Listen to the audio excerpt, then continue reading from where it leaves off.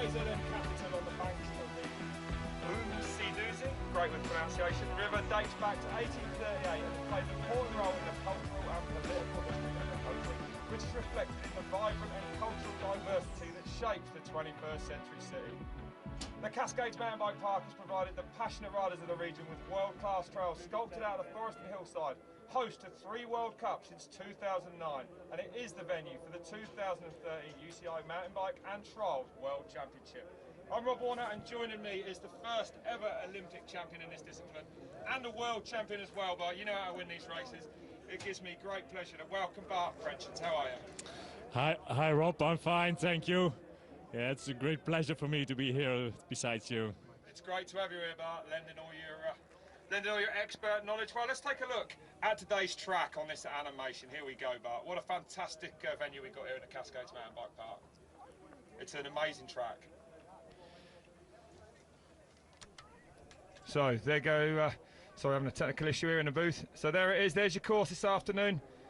The men are going to go out there and do 7 laps of it, 4.7 kilometres long. And we saw in the women's race, it's going to be an amazing race with some pretty difficult sections on this course. So who better to take us round this course than the 2 Cannondale riders, Manuel Fumic, Marco Fontana. Here we go. Over to you, boys.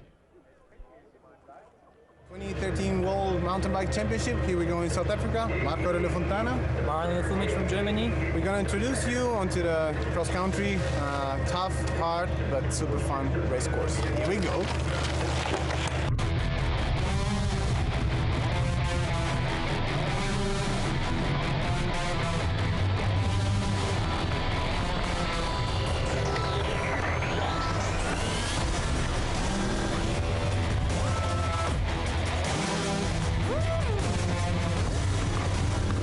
Bit dusty, little risk, but not that much.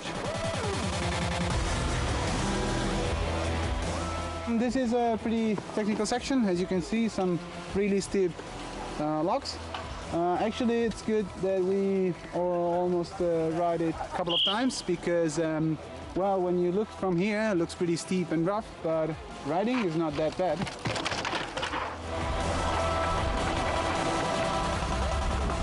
Alright, here we are at the treehouse, like a super technical section. There are like 2 lines, a B line and an A line. That guy over there is taking the A line. Just make sure that you hit the right line, like that you hit it really directly. Otherwise, if you lose the line, it's really hard and it's easy to crash.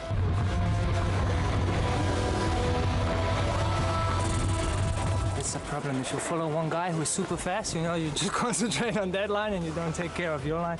I'm gonna do it one more time.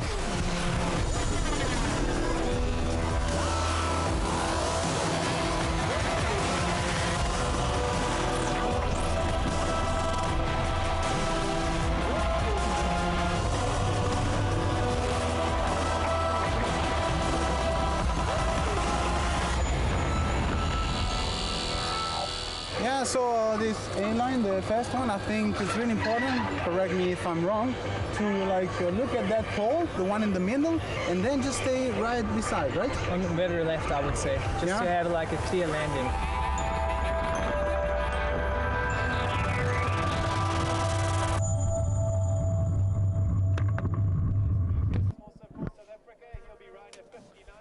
Well, we saw in the women's race, Bart, the course certainly causing all sorts of problems, no doubt about it. It's going to be a spectacular race. Like I say, 4.7 kilometres the lap length, and there's going to be 7 laps of it. So it's going to be a long race. Yeah, it's going to be a little bit longer as we have been seen before in the previous World Cup races. But it's a nice race to watch, a nice course. So and definitely the men's race is always good to see. And conditions almost perfect. The sun's out, but the temperature's pretty low.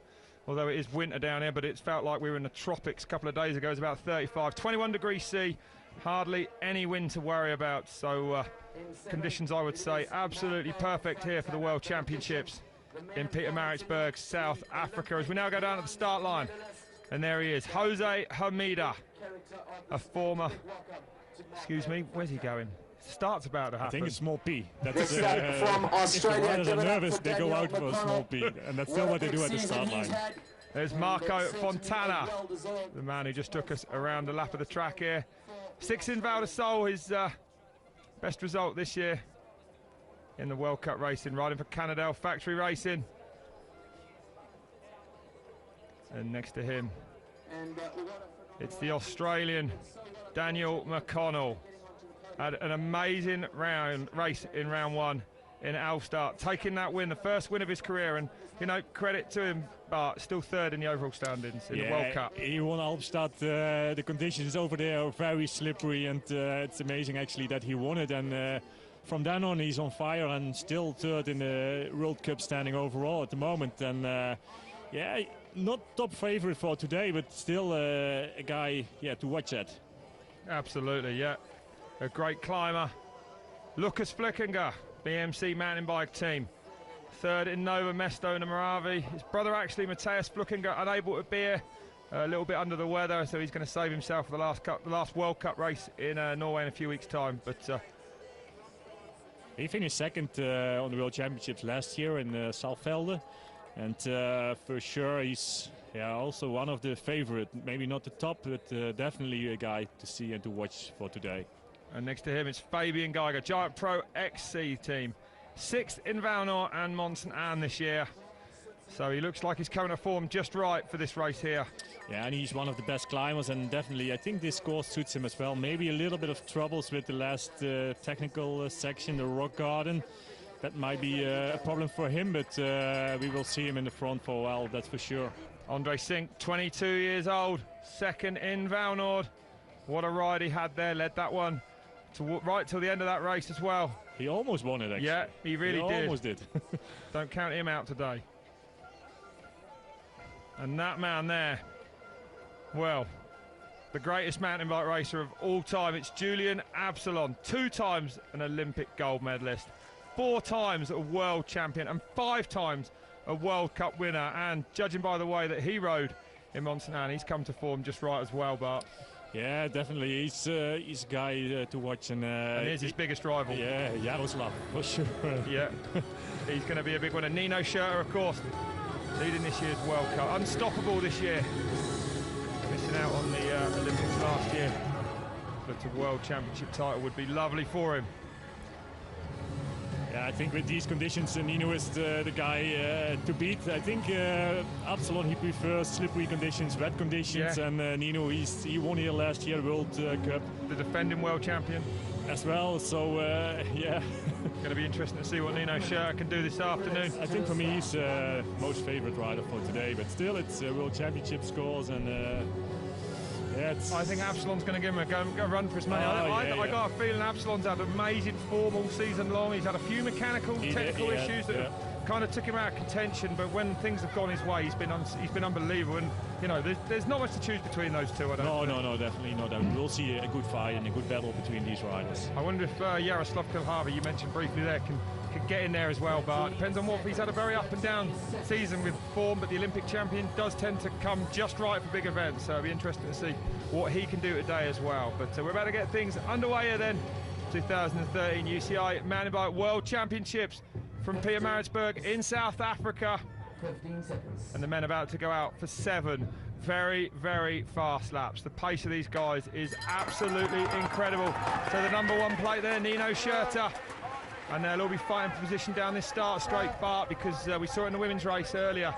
That once they get to the single track or even this first climb, we can get some traffic jams. Red Face Hill, it's a very short and steep climb, but yeah, we saw already some women that had a foot on the ground, had to stop, accelerate again, and yeah, you have to shift a little bit, and if you shift wrong, it goes wrong, and then you have to stop and to run this small climb. But yeah, the speed is so high here, so they will make it to the top easily, and even probably without shifting. There isn't a climb. And is it? Look at the pace they're going at up there.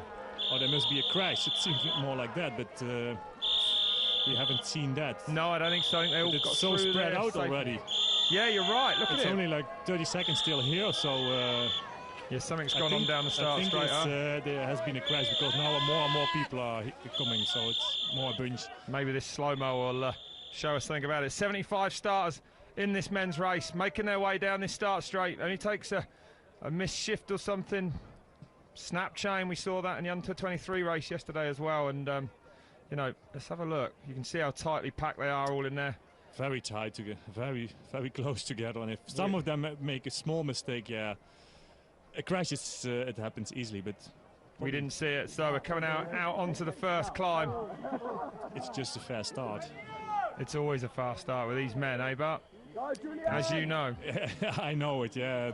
For me, always the first lap, it was always very hard, and it's hard for your body as well. Of course, you do a good warm-up, but still it hurts so much, and it's Nino Schurter here and Fabian Giger. Schurter doesn't seem to mind the pain, though. He always goes so hard straight out the gate, and that's right where he'd want to be, right? Yeah, it is. Yeah, the previous race, Women Elite, we saw a nice battle. But here, there's only one thing that counts, and that's the jersey. And if it's a nice race to watch or not, these riders, they don't care about that. It's they do their own thing. And here, Julia Absalon, most of the time, not the best start he has. And also here, it seems to be like a 10th place, so not that strong. But yeah, if the race continues and he can stay in the front, yeah, it's good for him always. It's a better position for him. Yeah, you think so? Yeah. He never seems to have any trouble coming through the pack, though, Absalon. His pace has been sensational, isn't it? It is, yeah. But he won't want Schurter to get too far ahead, even at an early stage, you don't think? Sorry? Absalon won't want Schurter to get too far ahead of him, even on this first lap, though, will he? No, yeah. But probably they will slow down as well after one lap on the start-finish area where it's more flat. And, of course, they have so much adrenaline in their body at the start line, and some of them... Yeah, it's hard to explain. It's like an arrow on a bow. What's what you shoot? Yeah, ready to go. Yeah. That was the best description of tension I've ever heard, Bar. I'll use that one myself. I don't know how to explain it in English exactly, but it was good. That was good. That was perfect. Like an arrow on a bow, about to be fired off the start line. Except they're on a bike, but. Yeah, Nino, and he has the skills as well. He's such a good technical rider, and with Fabian Giger is, yeah, it's not his teammate, but for today, his teammate from Switzerland. He's riding for the Giant team, and Nino Schurter for the Scott-Swiss Power team. But for today, they are teammates and riding together. Maybe they will help each other out a little bit. I don't know. So Geiger there in second place. Yeah, the Swiss at the front at the moment. There is Lindgren there. And Manuel Fumik. We saw him in on the video explaining the course on the lap round. Arguing with his teammate about some lines there with Fontana. But yeah, Marco Fontana is not that far behind him. Emil Lindgren in between of them, and yeah, I think they both like this course. Manuel Fumik, Marco Fontana. It's a technical course. It's fun to ride, and these riders, yeah, they like riding their bikes. They like riding technical things, and they enjoy the challenge of it. I mean, to a lot of people, that is mountain biking, though, isn't it? It needs those parts of the course to really, otherwise, you know. Yeah, otherwise it's you becomes a little bit frustrating when the things are too technical, and for them it's just a challenge to do it. And here Jaroslav Kulavi, not such a good start. Dan McConnell in his wheel.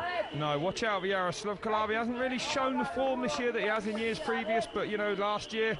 Again, he wasn't that great through the season. No, but he became Olympic champion. Yeah. So don't write him off today. But this year, everybody is watching him, and it's hard to be Olympic champion the year after. You have a lot of things to do except riding your bike. A lot of people asking things from you to do. And, of course. If you say too much yes, it will be hard to find your good shape. And also here, Marek Konrad from Poland.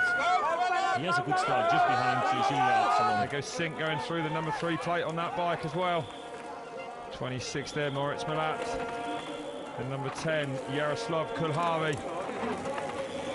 Tall figure of Jaroslav Kulhavi. Just behind him.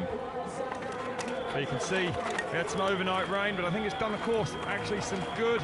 Certainly where it's in the trees there and the sun hasn't got to it, still hasn't dried out completely yet, and it's offering perhaps more traction than it did earlier in the week. It's so dry here. They haven't had rain for months really, and it's we saw already a little bit of dust at the end of the women's race, and here you can see it as well. The dust is coming in, and the rain from yesterday, it makes it only better riding, and I think it's more packed. Still there are some sections with loose gravel on it, and riders has to be careful for this. Look at the pace of these front two, Bart. Yeah, Schurter up out of the seat, sprinting down that straight. Unbelievable. What's scary is that the pace won't drop that much for the whole race. Probably they won't drop it. No, it's absolutely outrageous. It's almost a sprint start to finish. So intense mountain bike racing compared to the road, isn't it? Yeah, it's totally different. Yeah, it's totally different. Mountain biking, it goes full gas from the start on. They slow down a little bit after 2-3 laps. Yeah. But then, again to the last 3 laps, it's full gas again, and you have to recover a little bit during the descent if it's possible. But the climbs, the intensity during the climbs, it's so hard. It's like a sprint, full sprint uphill, full gas, high intensity with your heart rate, and it's a hard sport. And also the descents. Some of the riders, they can recover a little bit, but if you struggle a little bit in the descents, then it's even harder. You can't even relax there. No. You have to try and do that. So as they went through the split, then roughly halfway round lap 1, Schurter from Fabian Geiger, Manuel Fumic, Lindgren there in 4th, Fontana 5th, Avancini in 6th spot, Julian Absalon, keep an eye on him today, in 7th, Marek Comwer 8th, Jose Hamida in 9th, and Andre Sink rounding out the top 10. But a very, very long way to go in this race. 7 laps, but it's going to be a big race today. Yeah, it's going to be a big race for sure. Well over the hour-and-a-half mark, I think. The hour-and-a-half is usually what a mountain bike race, they aim to have it around the hour-and-a-half mark, but we saw the women's race, what, 1:42 was it? 1:42, yeah. They have to do 6 laps. I think the time will be similar as the women's race. The man has to do 1 more lap, 7 laps, so we will see the lap time from the first lap, and then we know a little bit what will be the finish time. I'll let you do the maths on that one, Bart. You have an iPhone with you. That's true. I don't know if I can break away to suss that out. So, Nino Schurter, the leader. The course consists of 2 big loops, really, that go out, and 1 loop, and then they come back down through that tech zone, that feed zone, where if they have a mechanical, they can change a wheel or get the bike fixed. Never a good thing in a race of this intensity. No, and definitely not with this high speed. The first loop is the most easiest and the fastest as well, and the second loop is the most technical as well. So here we go then. The standings after intermediate 1: Schurter from Geiger, Fumic, Lindgren, Fontana, Avancini, Absalon, and Marek Comwer there in 8th spot. And in 9th place, it's Jose Hamida, Andre Sink 10th, Kohi Yamamoto there having a great ride in 11th, Vogel 12th, Philip Buys in 13th, Maxime Marot 14th, Jan Skarnitzel there in 15th, and Moritz Milat in 16th place at the moment. 23 seconds back already, just as we go around roughly the halfway stage of lap 1. But well, back to your leaders, Bart, coming into this fabulous part of the course, this big amphitheatre section. Yeah, it's a beautiful course. It's a beautiful venue as well here. And Philip Buys, of course, the guy from South Africa, riding for his home country public. It's great for him to ride World Championships in South Africa. And definitely he's one of the riders to watch. And not for a win for today, I guess, but... yeah, he has a good start, and I hope he can make it in the top 10. Yeah, let's see. So, there's Fabian Geiger currently in 2nd spot. So, Nina Schurter leading at the moment. Fabian Geiger in 2nd. Manuel Fumic there having a great ride for 3rd. Lindgren there in 4th. So, excuse me, that's Fontana there in 4th spot at the moment. So, positions changed, of course, since they went through that split there. So that's quite strange to see Marco Fontana not in his baggy gear. Obviously, the Italian Federation doesn't make free ride clothing for him. That doesn't support the baggies. No, normally we see him riding in loose riding gear. But well, it's the. At least he has a good start and has been here together with the top riders, with his teammate as well, Manuel Fumic from Germany. They're both riding for the Cannondale team. And Jose Amida in the 5th position. Also a good start. He had a good race in Monsendan a couple of weeks ago. So, yeah, he's in good shape.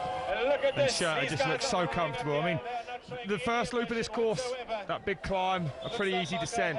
The second loop of the lap, it's really technical. This drop now they're going down. We saw it is. Yeah, in the women's race, big accident there for Eva Lechner, but it's really steep back. It is. Even these men, they slow down a little bit at the top. Line up.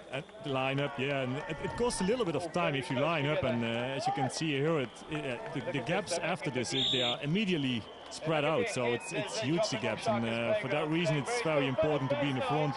And as Nino Schurter is leading it, actually that's the best position.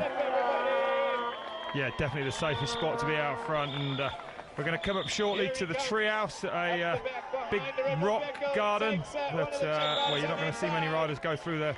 Faster than that man on screen at the moment, and Schurter attacking right from the start, it looks to me, Bart, but we say attacking right from the start.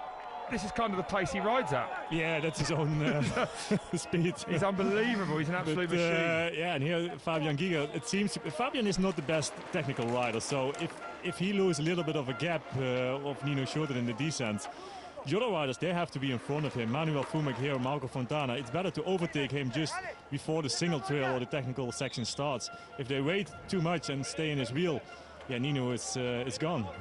So there's Jose Amida there in the Spanish kit, and just coming into view there, number 2 on the front of his bike. Julian Absalon now starting to press his way up to the leaders, and he will desperately not want Nino Schurter to get too much of a gap, even on lap 1. Yeah, Marco Fontana, he got the bronze medal last year at the Olympics, and he knows as well how to peak during the season, World Championships, the main, the biggest goal you can win during the season. And oh, we got a faulter there. Losing some spots there. Well, things can go wrong so quickly in that rock section, as they just have. And then it's hard to remount, but he's going to have to run down there, find somewhere smooth to get back on that bike. So losing a load of spots. Let's have a look at this slow-mo of it. All these riders, they pass him. And he already had this problem in training as well when we showed it on the video. Yeah. So the front wheel there, you can see it just sliding on that big rock there and sending his weight over to the left, and then he had to turn in to save it. And there Marco Fontana, he made a mistake as well, a little bit further on the right-hand side of the screen. It's hard to see, but he had to stop as well. So the Cannondale boys struggling in the rocks, perhaps distracted by seeing his teammate there in the tapes, I don't know. But Schurter already opening up a pretty, well, I'm going to say a pretty huge gap, considering they were with him on the rock garden. Look at that, man. Yeah, it is Marco Fontana, Manuel Fumek, they both dropped down a little bit. Here's Marco Fontana, and yeah, if you make a small mistake, it's a huge gap at the bottom of the descent. In time it's not that much, but in places, and especially the first lap, if you make a small mistake, it costs you so many places. And also Manuel Fumek, a lot of riders, they pass him immediately here on this descent. There he is, Manuel Fumek then, regrouping as he goes along. But he'll be annoyed with that, but there it is, a little mistake like that, like Bart said, a lot of spots, maybe not too much. 14 minutes a lap, so 7 laps. Yeah, I can't even do the maths. I'm not even going to bother trying, let's just go with it. It's going to be over the hour and a half mark though, that's for sure. 1:38 I think between 1:35 and 1:40. There you go, be perfect then. Perfect. Race length for the World Championships, always a little bit tougher this one. So as they cross the line at the end of lap 1, it's Nino Schurter from Hamida in second spot, Fabian Geiger there in third, Avancini there in fourth, 5th, Fontana, Lindgren in 6th, Absalon 7th, Andre Sink in 8th, 9th, Pietermaritzburg, and in 10th, Fumic. So that's your top 10 at the end of lap 1. So most of the big guns in there, Bart, looking a bit further down the audio though, Nath from that's actually 12th, Marek Kommer 11th, Ralph Nath there in 13th, Vogel 14th, Kalhavi 15th spot, nearly 30 seconds back at the end of lap 1. And Jeff Kabush there 19, Manti Congratara in 20th, Tempierre 21st. So Avancini, he's a little bit of it surprising here in the top 10. That's the only one from Brazil. So I didn't expect him so far in front of this race, but yeah, it's a good start. We will see 20th on the world ranking, UCI. Yeah. So I don't know if he can continue it, but it's amazing and a good start of him as well.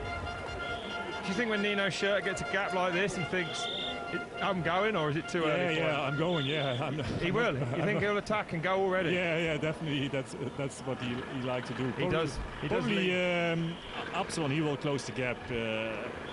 He's the man to do it as well. There's Fontana, number 7 on the plate there. The rider's number actually is their UCI world ranking, which takes in gives them points from all the UCI sanctioned events around the globe. It's not their World Cup position or anything like that. So this long climb up here, and it's just beautiful how this course has just been sculpted out the hillsides part, isn't it? It is. It's a nice course to ride as well. Some nice flowing descents, and these climbs. In the beginning of this climb it's very steep, but here a little bit further on it's nice and good rolling actually. Of course, still it's a climb, and it's the highest heart rate you can reach for each personally. But it's not such a steep or bad climb where you have to use the lowest gear. It's still a good speed what you can make. Yeah, it's a nice, perfect gradient climb really. These guys, they won't be complaining about it either too much. But there they go, then going through screen now. There's Julian Absalon, number 2. Sink. Yeah, almost won the World Cup in Val Noord. Unbelievable performance, wasn't it? Start to finish, but more unbelievable was the performance of Nino. Yeah, absolutely. He had a flat tire in the beginning of the race, had to change it, and then closed the gap last lap and won it actually as well. So yeah, amazing how he did it. And Sink, of course, the under-23 world champion from 2012. From last year, yeah. His first elite yeah, World it's Cup. good if you see him immediately competing with the best man elite riders. Yeah, that's a good performance. If you turn over from under 23 to the man elite, for a lot of riders it's a big step to do. But he's here in the top 10. Great ride from him. Yes, Nino. And of course at that race there, Julian Absalon's performance was breathtaking with transmission problems. Chain kept dropping, I think, with a broken chainring, I believe, was his problems there. But, well, things went better for him in Mont Saint Anne when he took the win there. So he's come a form just right, Julian Absalon. It'll be interesting to see what he can do from that position at the moment. He was down in 7th place as they crossed the line. It's Jose Almeida who tried and a crash of Andre Sink here in this corner. It's an uphill corner actually, but yeah, if your front wheel slips away, you go down. But, you see pretty aggressively back on the bike there, but after sprinting 50 feet, so he'll be annoyed with that. Let's have a look at it then, see what happened. But it's just a front wheel pushed on. It's easily, or maybe there's a root or something what's in the corner what we don't see. But of course the gravel on the hard packed soil, there's a little bit of gravel and that makes it very slippery. It's incredibly slippery, it's unbelievably slippery. Like Bart said, you can see that shiny surface there on the track. It's like concrete, and then there is like a thin layer of dust on it. It's even harder than concrete. There's no key on it at all. It is just like actually it's very nice for riding. It's fast, it's very fast, And as you can see, Jose Almeida, he tries to close the gap.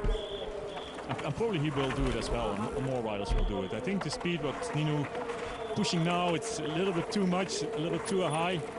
But he's able to do it, and he's able to handle it 7 laps. Probably it's not a problem for him, but the speed it's very high. You can see it as well. Everybody, small pace. gaps in between the riders. Absolutely unbelievable the pace they go at for the full duration of this race as well. So there he is, Nino Schurter. Jose Almeida there in 2nd spot, the Spanish veteran, 35 years old. The 2010 world champion, no Bart? Yeah, not that long ago. No. And that was his first time to be world champion. And of course, he got 2nd in Mont Saint Anne as well. Yes, which was the last round of the World Cup a few weeks ago. He's in a good shape, that's for sure.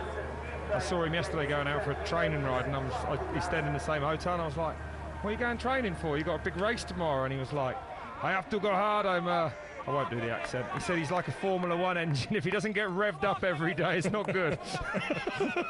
Which I found unbelievable. But you said, we spoke about it earlier. You said that you absolutely need to ride hard yesterday. The day before. Most of the riders, they do like a training lap the day before the race, and they use one or they go for 2 laps on the course. Depends the length of the course with the 4.5 kilometers course.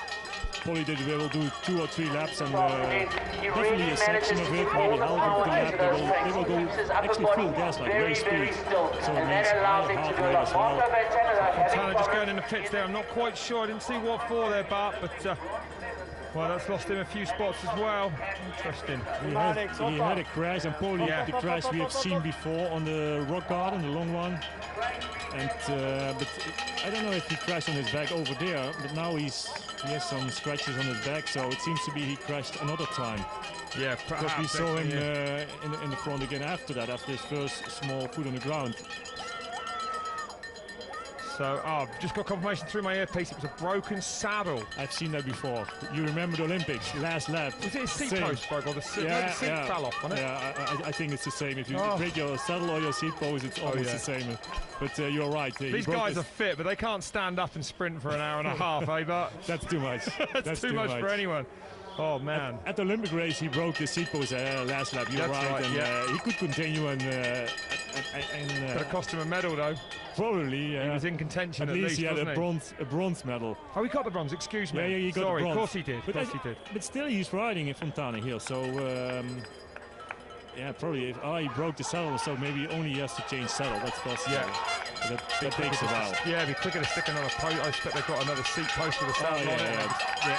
Throw that in there, but it's got to be set to the exact right height, so it's no 2-minute job, is it, really? Annoying a little bit during the race, because you think all the thing out is not the right position as it has to be, and the saddle is a critical point of the riders. Yeah, it's you notice even a couple of millimeters, right? No, it's even less. Yeah, even a millimeter. You can feel it, and yeah, it's maybe a mentally question as well. It's not only that but if a mechanic. The mechanics are even not allowed to change anything on the saddle of a rider's bike. Oh, really? Yeah, they're really strict in these things. Yeah, it's especially when you have to travel by plane. It's always annoying for the riders. Okay, so we're going to go down to the tech area now, and Gerard's down there with someone. Over to you, Gerard. How's the start been for Switzerland? Yeah, I think it's pretty good. What we expected also. With Fabian and with Nino in the front, and unfortunately Lucas Flückiger crashed and he's out of the race now, and probably Ralph Neff is going to be at the front as well, so still hoping for good medals.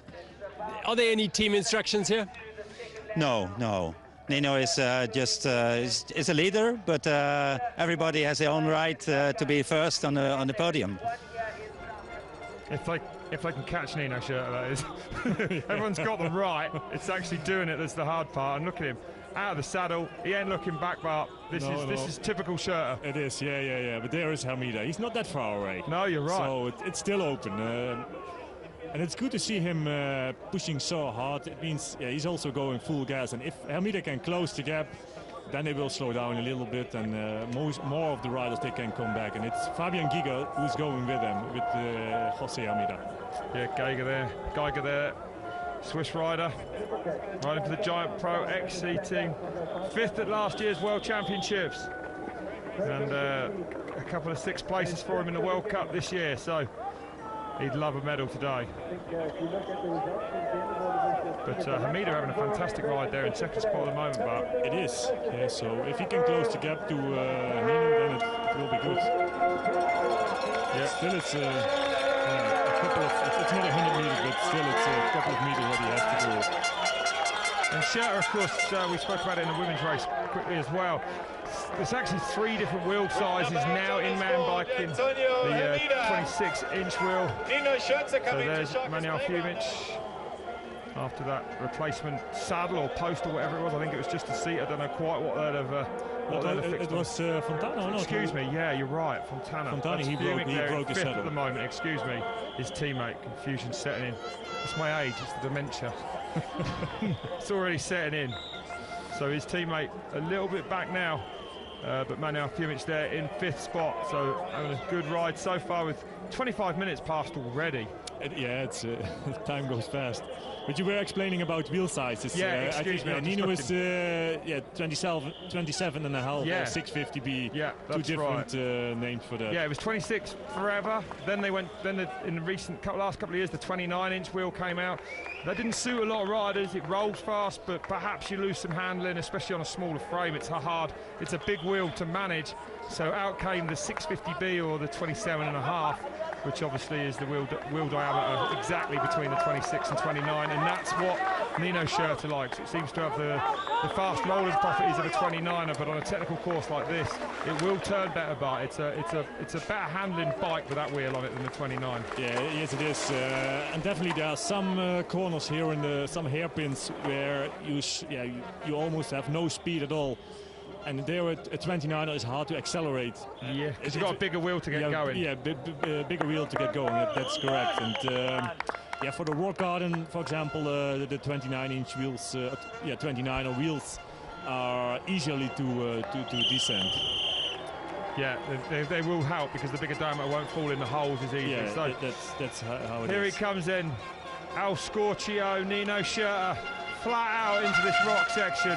The way that he threads that Scott bike down through there, absolutely incredible, unbelievable. Hamida not risking that inside line. It's more difficult, that inside line, of course. It's more direct and faster if you can nail it. Manuel Fumek again, he's back again. He crashed, almost crashed the lap before. Maxima Roth here on the 4th position. Had a bad start, but is back to the front again. But Manuel Fumek, he almost crashed and lost a lot of places because first lap a lot of riders passed him here, but now he's almost at the front again. So he's on good form today, it looks Definitely like. Yes, yeah. He had an injury as well at the beginning of the season, out for a while, and continue racing the German championships. In Albstadt. There before, wasn't it? Before, that's right, and he couldn't take part in Albstadt. Yeah, he broke his I collarbone. think he did it in Albstadt actually at round 1, didn't he? On the log drop. No, he broke the collarbone in training. Yeah, training at round 1. Well, I don't know, I'm not sure if it was broken, but some muscles were or something. Stretched. something. He had a shoulder injury anyway, and we think it was around round 1 of this year's World Cup. Before the race, that's for sure. Yeah. But here he is, training on the course. He was gutted not to be able to ride there on home soil in Germany at round 1. So Nino Schurter then coming up across the line at the end of lap 2 already. Jose Hamida in second spot. Lap 2. Yeah, End of lap 2. Yeah, end of lap 2, excuse me. Yeah, 5 to go. So Nino Schurter, 28 minutes past. Hamida there, 7 seconds back. Fabian Geiger, 10 seconds back. And then across the line, Manuel Fumit there in 4th from Germany. Maxima Roth there in 5th place, having a good ride as well. And the good news for us watching is that Nino Schurter hasn't stretched out a massive lead yet. He's by no means disappeared in this one. No, definitely not. 7 seconds, that's almost nothing. And if you watch back over his shoulder, you see a lot of riders coming, and probably he will slow down. And the next loop, the first loop of the whole course, it's the most easiest, and I guess he will wait for the riders which are coming. So Julian Absalon back in 7th spot at the moment, 32 seconds back there. Let's have a look at the treehouse section. Look at Nino Schurter down through here, Bart. Incredible style from him. Yes, it is. It's amazing. His bike handling, it's so good. And there are several lines you can choose, but the lines are so narrow, so small. And Jose Almeida taking outside line, it's maybe more easily, but even very difficult to do. Yeah, that's right. Difficult to do at speed.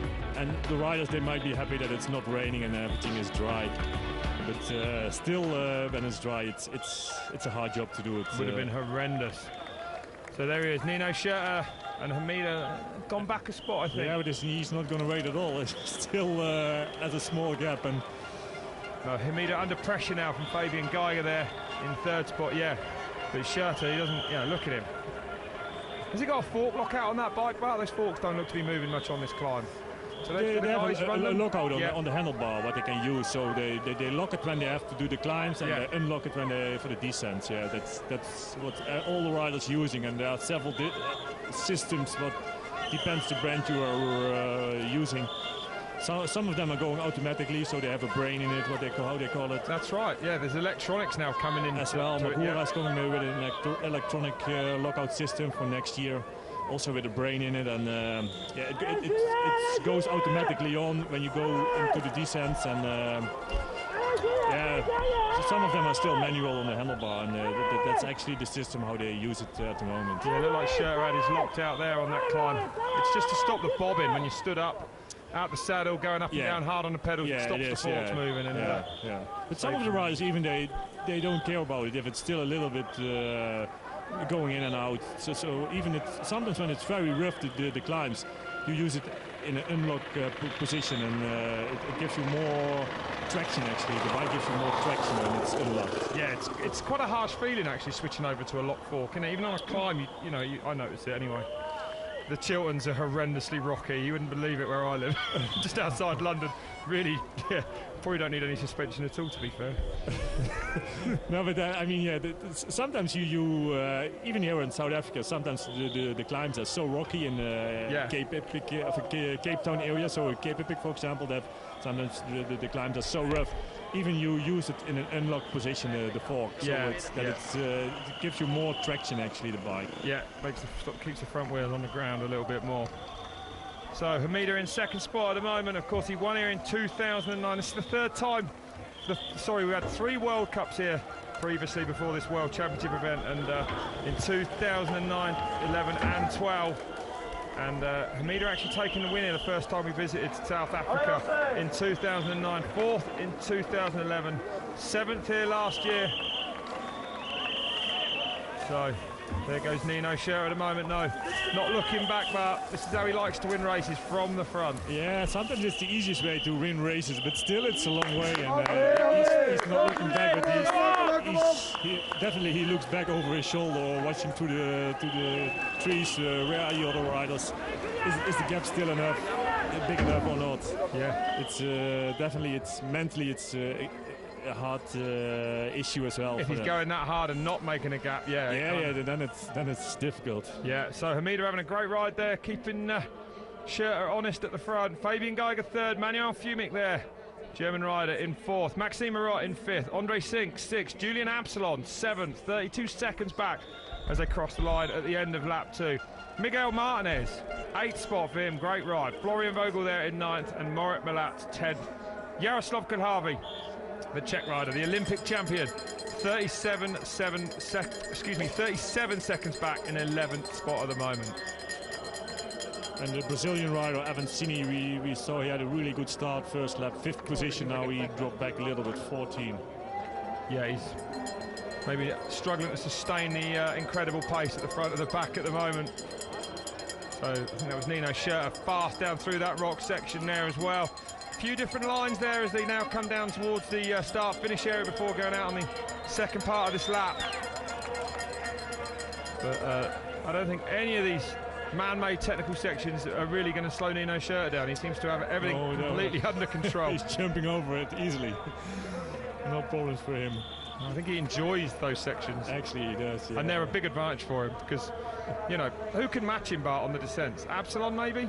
Oh, when he's in his wheel, yeah, he can. Yeah.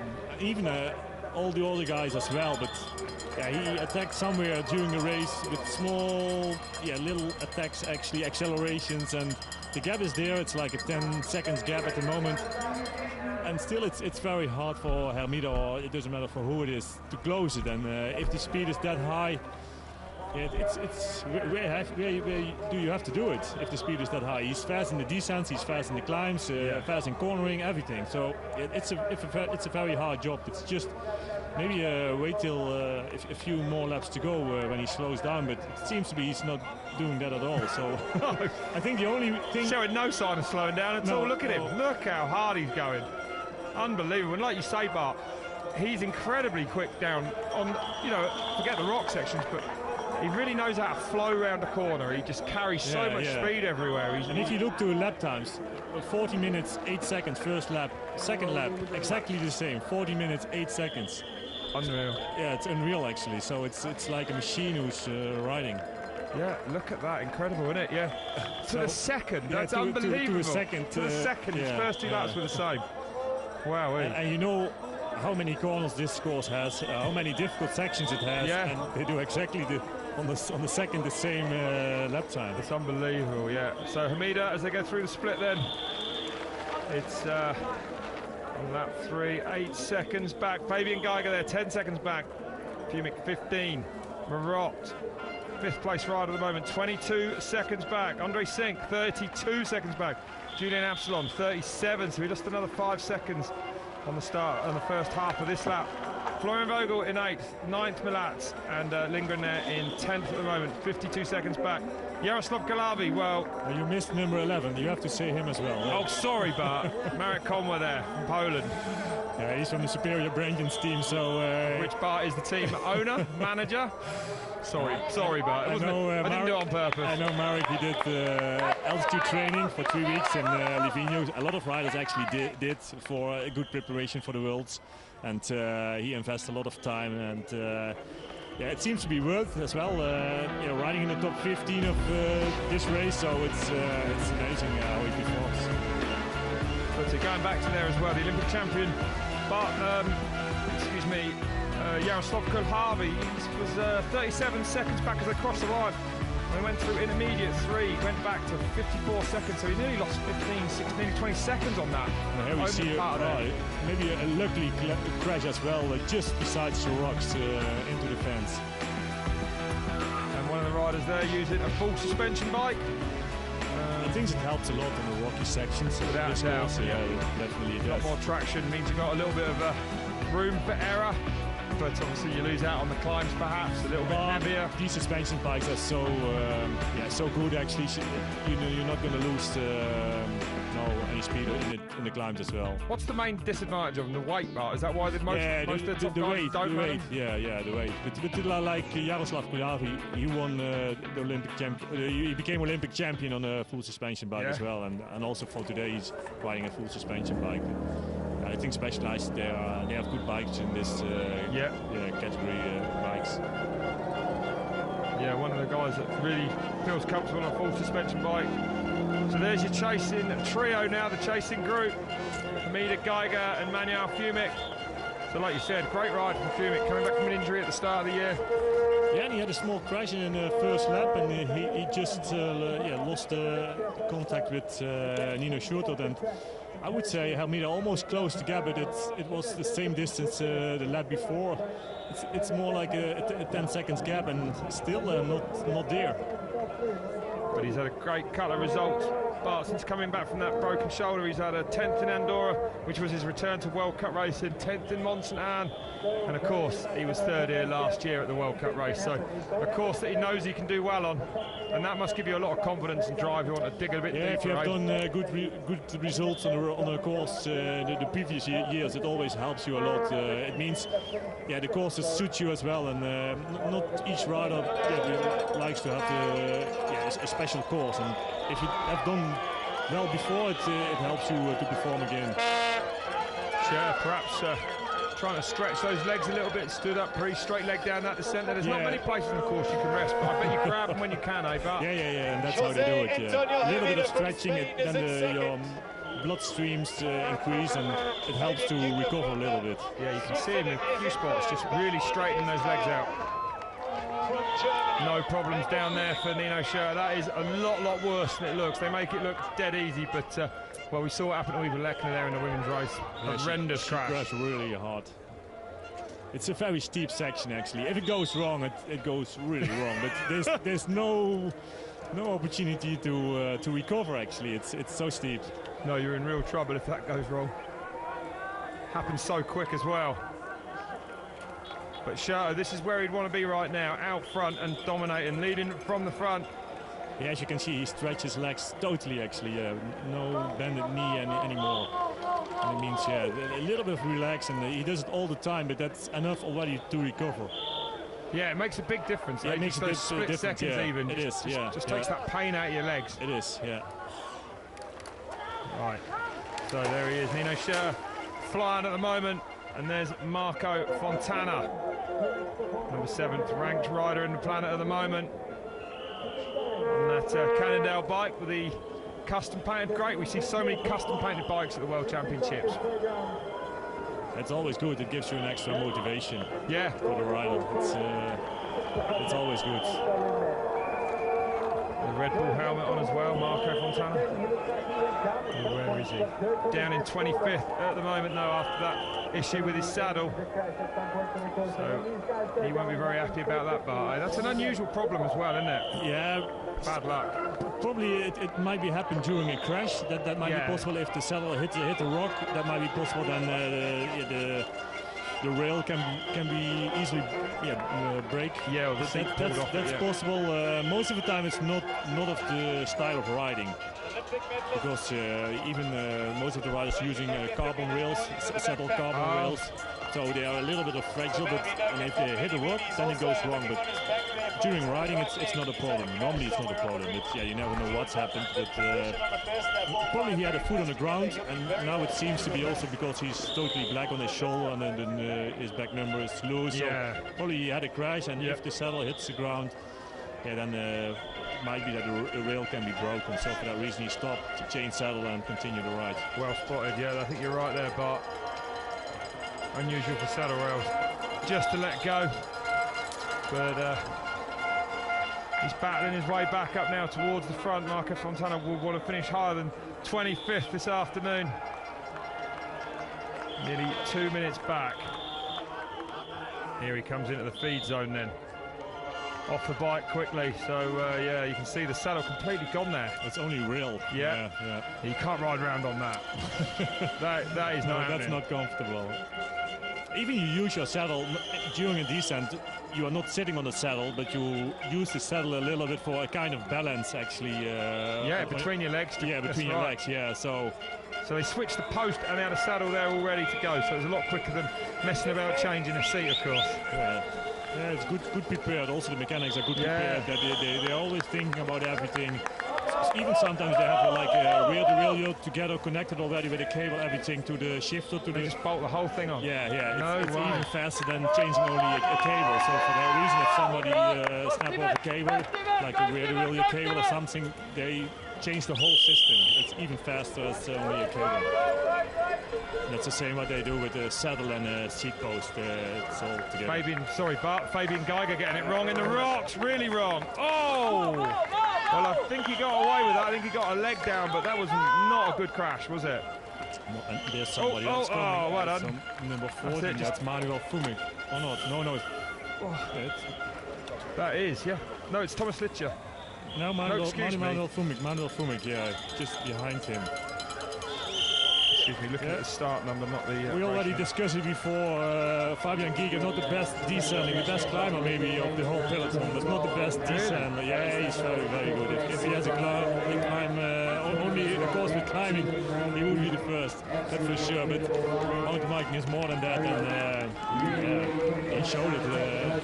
Maybe a little bit scary in the descent. If you're scary as well, not confident, it's easy to crash or make a mistake. And if the riders are tired or under pressure, as they are now, so because of the speed of Nino Schurter, he's pushing so hard. I mean, just behind him, and Manuel Fumik together with Fabian Giger together, and then if he's under pressure and is tired and make a mistake, easily done. And for Manuel, he's just behind him, and he had to stop as well. So Hamida having a strong ride there in second place, only 5 seconds back as they cross that line. And then back to third place. It's Manuel Fumik, the German Cannondale rider, up out of the seat. Desperately trying to stay on the wheel of the leading two. Yeah, it's much easier if you are together with Hermida and continuing the speed of he does. Maxime Roth here on the 4th position. Fabian Giger, he just dropped back there a little bit, I think because of his crash, and here he is, together with Andre Sink. Big support there for Canada in the background. They're going to have to wait for Jeff Kabush to come through in 23rd spot. He'll be the top Canadian at the moment. But no doubt some of the Canadian team there out on that first ascent, trying to urge their man on. And there is Julien Absalon. Yeah, Absalon. We haven't seen him that much this race. 7th at the moment, or 7th across the line. 48 seconds back, Bart. So, you know, he's moving. He's actually losing more and more time as it goes on to Schurter. He was actually only 33 seconds off him, 32 seconds off him at the end of lap 2. So he's lost another 16 seconds that lap. Yeah, probably not his day. I would say, yeah. If you lose time each lap, then it's too fast for him today. Yeah, you know, he dominated the last World Cup in some style, but you just never know until you get on your bike how your legs are on some days. Not always. No. Sometimes even the legs are lying in the warm-up or in the morning ride. What all these riders do before the race. How long would they ride before the race today? Like the warm-up, you mean? Did they actually go for a ride before they race today? Like today, they have the start at 3 o'clock, so they have done a small ride this morning. I think after breakfast they have done like a 30, maybe 40 minutes ride. And like the warm-up, it's most of the time more than an hour what they have done before the race actually starts. I'd be putting my feet up at that point, Bart. That's your whole training week. That's it. That's a whole week's training done there. Yeah, in one. Yeah, that's what they need actually, and that's also what Armida said yesterday to you. I need some riding. Probably he has done riding twice his bike yesterday. Yeah, you said that. Yeah, quite an intense session as well yesterday. Yeah. And I just actually got some information through the earpiece. Julian Absalon had a big crash in practice, we believe, so that might explain it if he's a little bit banged up. Oh, okay, yeah. It's interesting to know. Yeah, something's up, because I would have expected him to be challenging Schurter today for the lead. If you crash in training also, it means also if you crash bad, sometimes your bones are twisted a little bit, or your back, and the bloodstream is not as super as it has been before. Most of the time it takes a while to be in a good shape, and sometimes you have bruises or things like that. Which all take power, because it hurts every time you pedal. It is, and even you think, it doesn't matter for me, but when the race is going on, everything has to be perfect, or even better than that. And even the small things what happened the week before, it might affect your result at the end. Yeah, sure. Well, yeah, definitely summing up with Julian Absalon today. But not having a bad ride in 7th place at the moment. Be interesting to see if he can make that time check come down any, because, well, he's not a guy that gives up. We've seen him, we saw it in Andorra. I think he broke his chain ring there, and his chain kept dropping, and he had to keep stopping to put it on, but he did not give up start to finish. But, you know, that's what happens, man, when you... I like to see that. But also, for these riders, it means more. It's not only the world champion title that they can win, but they can win also a lot of UCI points what they need for a better start position again for the next coming up races. So also these riders, they know exactly, if I'm not going to win, still I have to fight for a good place, and it helps me. Because the UCI world ranking, which is the number they carry, dictates the line of the grid they're on. And obviously on the start line, and the start is almost not everything, but it's massively very important. Yeah, it is, and for that reason they go so fast from the start on. And it helps a lot if you are on the first row, or maybe on the 3rd or 4th row. That makes a huge difference. So Nino Schurter having a quick look over his shoulder there, and unfortunately for him, Hamida still cracking on and keeping him in sight, in check at the moment. So there it is, the green helmet of Jose Merida, the Spanish 2010 world champion. It seems to be he's closing the gap. It's not that big anymore. No, we'll find out any second now. It was, they went over the line at the end of lap 3. It was 5 seconds. I think the gap might have opened up a little bit, but that onwards head on camera always a little misleading, but he's certainly not lost much time to him. 7 seconds, so only gone back another 2 seconds. So Hamida, he's one of the onlys with bar ends on his handlebar. So old school. Old school. He's using these here on this climate, so he can change positions on his bike. And he said it helps me a lot to relax a little bit, better positioning climbing. Nice though, to change your position on a climb. Yeah. It's amazing. It makes your legs feel better and everything. It is, yeah. And here Maxime Rod, he has an amazing race as well. And Manuel Fumic there. He's moving up. Maxime Rod, 35 seconds back, having a good ride. And Manuel Fumic, the guy there in 3rd place. 3rd here last year in 2012. And actually he was 7th at last year's World Championship, but more relevant is his position on this course a year ago. Over a year ago now. This was actually the opening round of the 2012 beginning of the season. 18 months back. There's Julian Absalon then. Pushing on the 4-time world champion, and all those wins back to back, but yeah, it's incredible, amazing. huh? 2 times Olympic champion, and then 4 times. There can't be many of you guys that have won the Olympics and world champions, eh? In the same year, yeah, Julie Brissett, she did, but for the man, it's another story. And there's Jaroslav Kalavi, he's definitely been down. Look at all the dirt on his shoulder. So Kalavi having a hard day at the office, but still in 10th spot at the moment. Avancini there. 127 back, Lindgren, Tempia, Conwa, Scar, Nitzel, 133 back then to 15th spot. So the field not spreading out absolutely massively here on the 4th lap, still pretty close. So it's all about Nino Schurter at the moment, but let's go over to replay from the Rock Garden. I think, let's have a look at this. I think Fumik having a few issues there as well again. Yeah, he was been struggling in the first lap already, and yeah, actually, this is that's the first lap, isn't it? Yeah, I think that was his. If it's no, this is not the first lap. That's the second time he's got it wrong. Oh dear. It's exactly the same. Yeah, I know it has. No, it's the first. This lap. is it. That was the first. This is the second. This Excuse is the second us. lap. Yeah. Well, that wasn't his fault. That wasn't his fault. No, that wasn't his fault. That was because of Fabian Giga. But that's the reason why you have to be in a good position when the descent starts. And for that reason, all these riders, they're always fighting for that. And yeah, he was just behind Fabian Giga. He made the mistake, and there was no possibility for him to escape this crash of Fabian in front of him. Nowhere to go in that Rock Garden.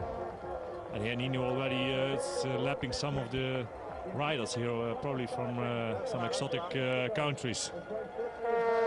So, Nino Schurter dominating this race at the moment, led it right from the start, not looking back. This is where he likes to be.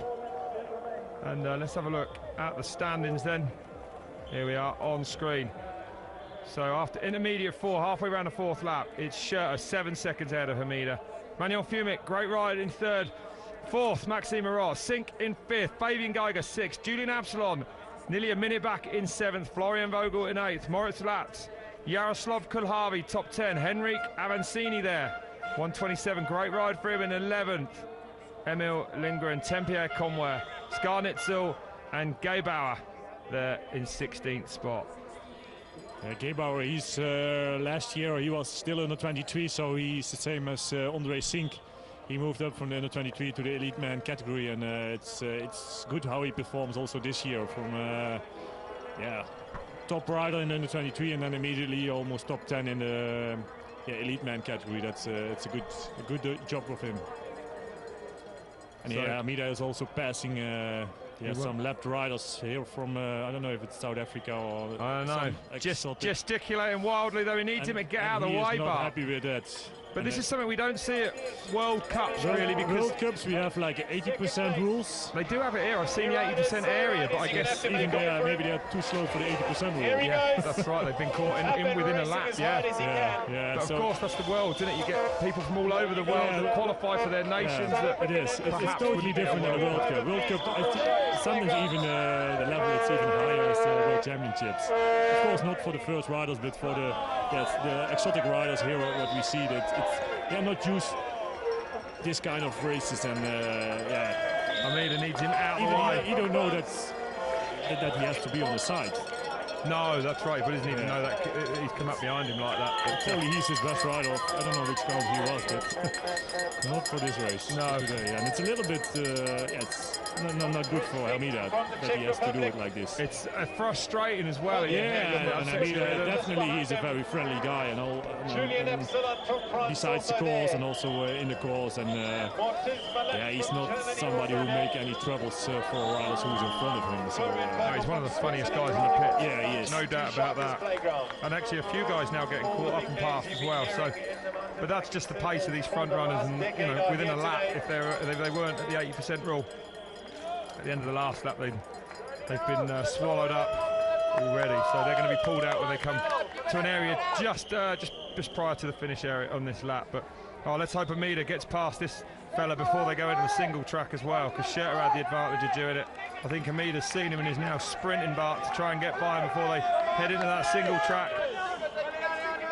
And there's Manuel Fumik packing hard. So the dust starting to come up, the course has dried out perfectly, but what's it like riding all that dust, Bart? Does it bother you in a race or not at all? A little bit, yeah, breathing and things like that, it becomes more difficult. All the dust, you don't like it so much, and sometimes your glasses becomes dirty as well because of the dust. You can't see that much. But still, I see Manuel Fuming is still riding glasses, so it's not that bad. I think the rain from yesterday, it helps a lot for the riders because it was much more dusty in the beginning of the week. So, different lines down through this rock garden.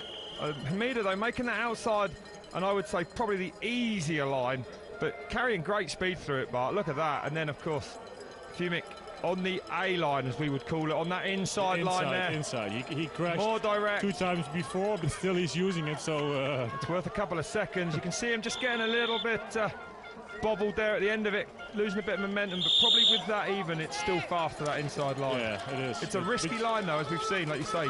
He's 2 laps out of 4, he's managed to have big issues in there. Yeah, most of the riders, they have done a lot of practice on their scores, and they know exactly which line they have to choose.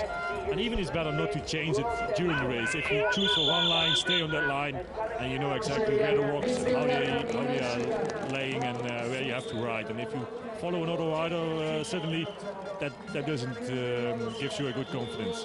So Nino Schurter then crossing the line at the end of lap 4. Only 3 to go already.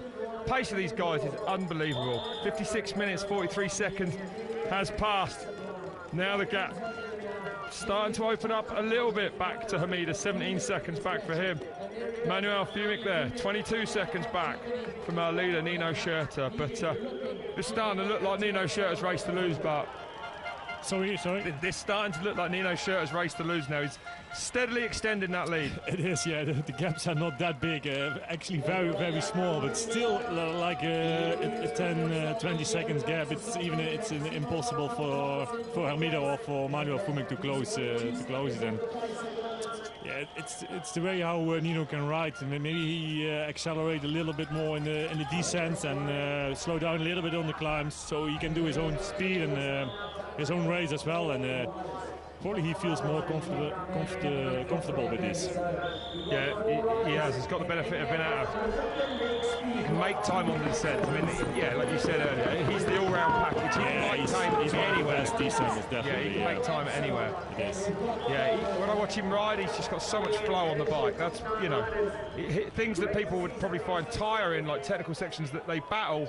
He somehow just floats through it, and almost, you know, it's effortless for him. He feels so comfortable, and he's so fast in the turns as well. Yeah, so yeah, you are correct. And but probably he win a little bit of time in these descents, and then he can slow down a little bit. Even you don't see it, but he feels that he slows down a little bit and relax and just take the pressure off on those climbs a little bit. It is, and here it's Jose Hamida together with Manuel Fuming. So a few minutes gone by Hamida now.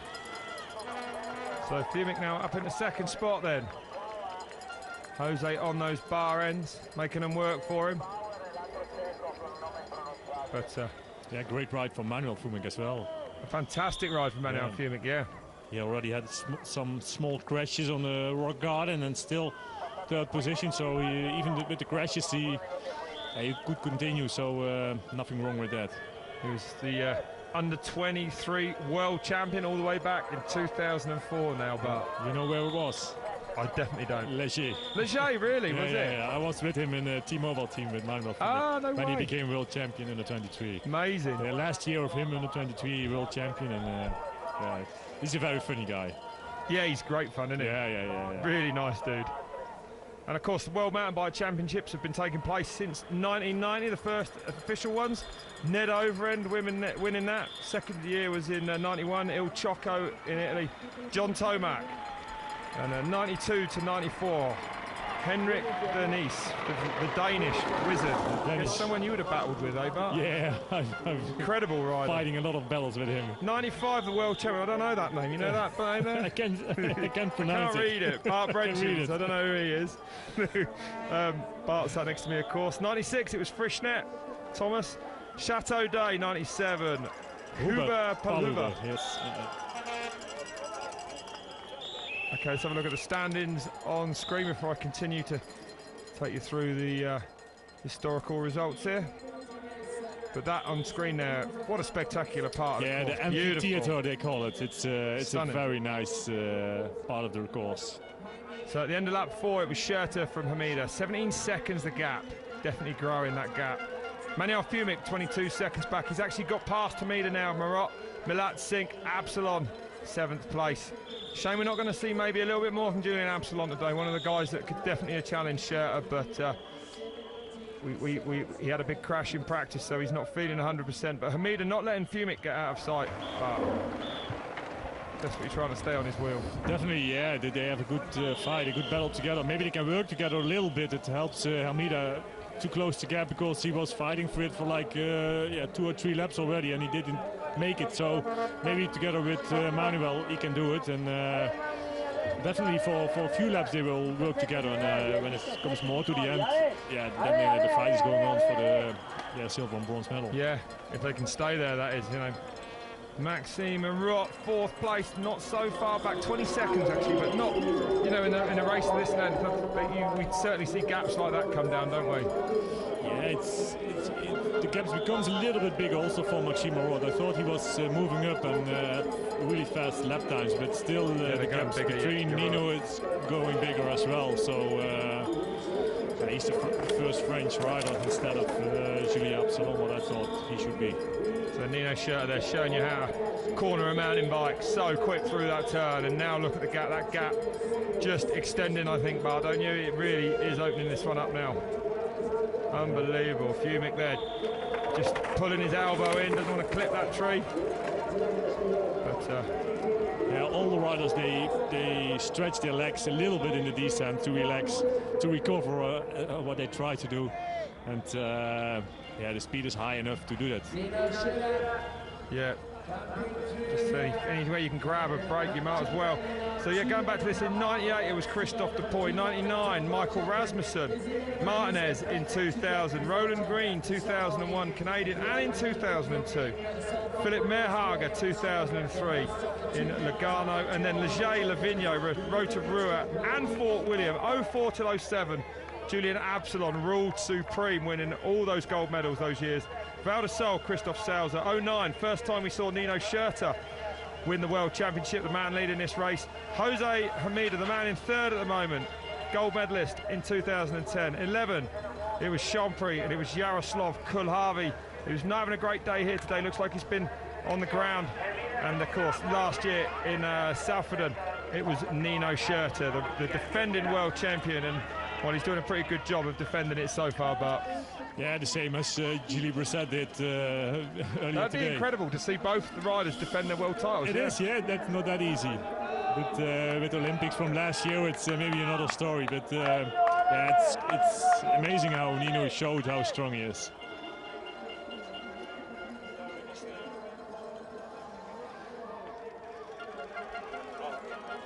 And Manuel Fumic here together with Jose Almeida, working together as much as possible. They need to. They need to, yeah. It seems to be the gap become bigger and bigger. Well, it was, yeah, to Fumic it was 22 seconds at the end of lap 4, and on immediate 5, so they've gone back a second. Almost the same. Yeah. They've levelled out, but Nino Schurter, when he's that far ahead, he doesn't need to crack on anymore, does he? I mean, if he knows he's 20 seconds ahead. It doesn't really seem his style, though, to back off. It is, yeah. It's very hard, actually. Yeah, probably they're already thinking about a silver medal instead of the gold. So, yeah. And if it's like that, yeah, then they're never going to win the title. And here comes the rest of them up through this beautiful forest here.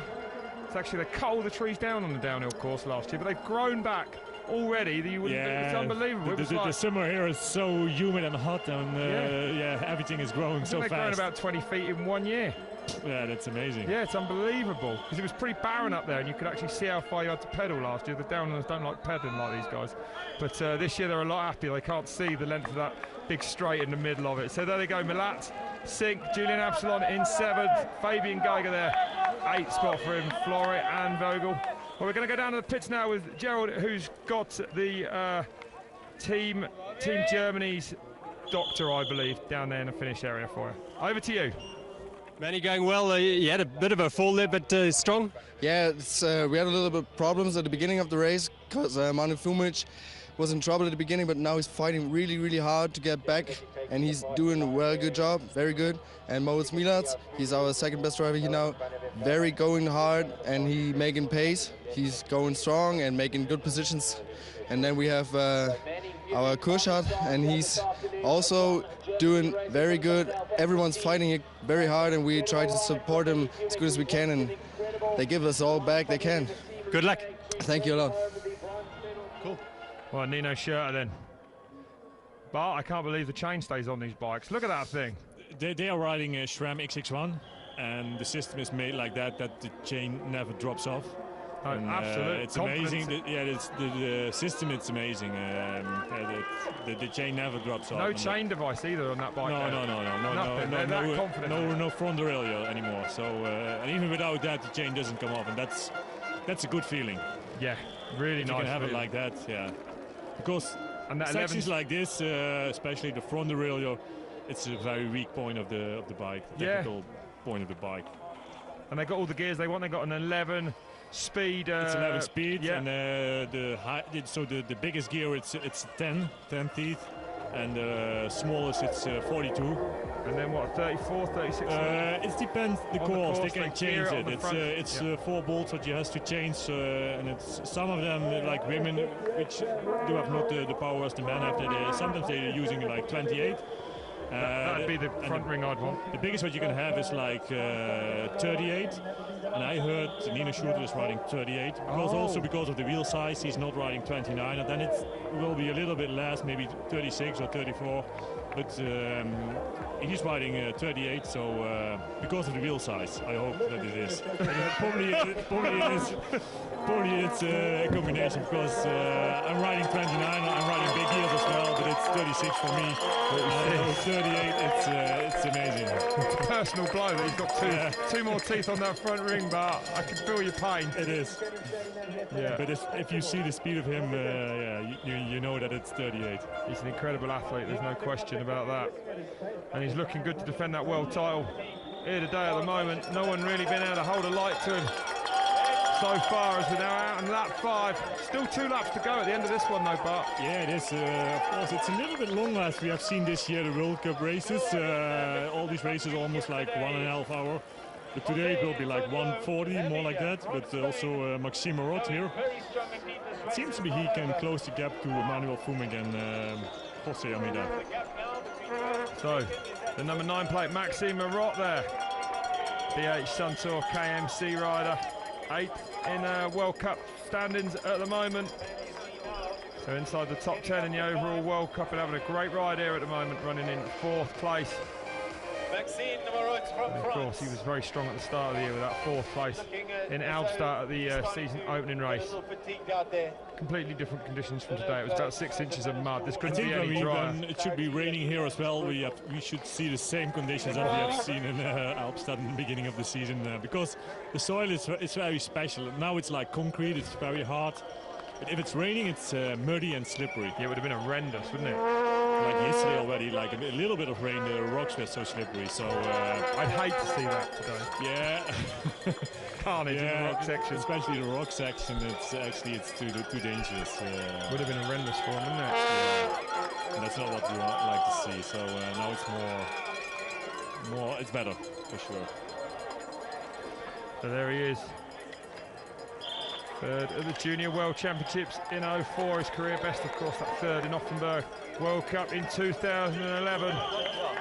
Part of the World Relay team, gold medalist team in 2011 as well.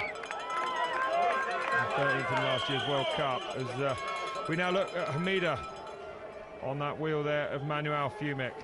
So, you know, nothing between those two. It's going to be a good battle for the silver medal. Yeah, definitely it will be. Yeah, not pushing that hard anymore. It seems to be like that because, yeah, you see it on their faces, the expression on their faces at the climbs, and of course the descents, they are very fast, and already they try each other out a little bit for the last lap. Who has to be in the first position here? We saw it at the women's race earlier today. And yeah, this is a critical point for the decision of the course. And Fumic actually, that inside line, he rattled through at that time, and that has given him a big, fair advantage now over, I mean, they're not big, but you can see that he's made some time just like that. And that's nice time to make, because it didn't require that much effort, as in physical effort, like on a climb it would, you know? No, it is, yeah, it is, yeah. And it's a huge advantage if you can riding that fast and the good lines. But it's great, you know, the downhill course, the cross-country courses these days are a lot shorter a lap and a lot more technical sections being put in, right? Yes, yeah. The climbs are not that long anymore. The descents are very technical, and if you can do it really quick, each descent, yeah, it helps you a lot to save some energy and you gain some time as well. So yeah, mountain biking changed a little bit the last couple of years. But it's more attractive for TV, that's for sure. Yeah. So going out onto lap 6, Nino Schurter, an hour and 11, 6 seconds has passed. And the pace barely dropping, Bart. Incredible pace from him. Fumic now taking on some sort of energy gel, I would think. Yeah, it's a gel, for sure. With a couple of laps to go. Even sometimes it's not that the body needs it so much, the sugar, but it gives you a better feeling actually, and that's why they do it. And instead of, if they're running out of energy for the last 2 laps, they take it automatically, or they have it in their head, they have a plan what they have to drink, what they have to use for gels, for what kind of energy. And for that reason he does it automatically, and yeah, it's better for the last 2 laps. But these guys, they don't really eat anything, because I guess you couldn't really physically chew something down, could you? It'd be too no, it's impossible. No, you are breathing too much for that. Marathons or long distance races they do, but like a race like this, 1.5 hour, maybe 1:40, it's too short, and they take all the energy or in the bottle or in a gel, and that's a fast sugars, fast energy. So there he is, Nino Schurter, the leader, going through there on those tubular tyres. The tyres, no inner tube, they're not tubeless. They're basically, I guess the easiest way to describe them is they're like an inner tube glued to the rim, right? Yeah, an inner tube glued to the rim, yeah, and then it's a strong inner tube. And there's Fumic on that inside line, pulling some time on Jose Hermida, the Spanish rider, on that outside, longer, probably slightly easier line, but you can see there just how that he just put his front wheel into a rock hard there. He sent him over the front, and you can see, you know, things can go wrong so quickly. So quickly, yeah, it is, especially at the end of the race when the riders have become more exhausted. You know, and it comes wrong. But I imagine, you know, your heart rate is so high during a race like this that even your arms are tired, even though you know what I mean. You're not using them that much in some respects, but so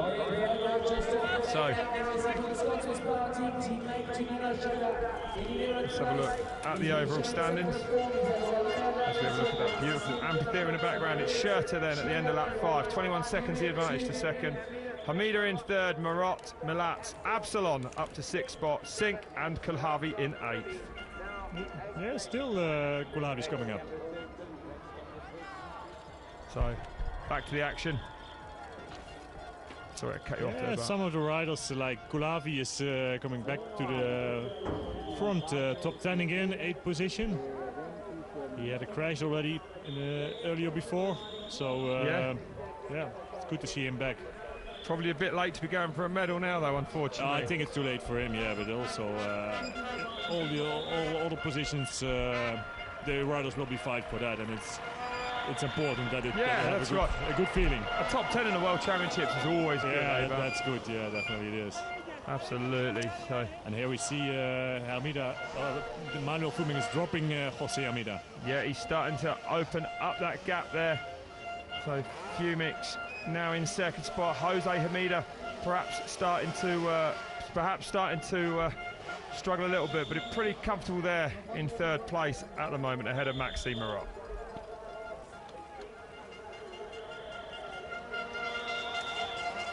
So Hermida, 3rd spot for him at the moment.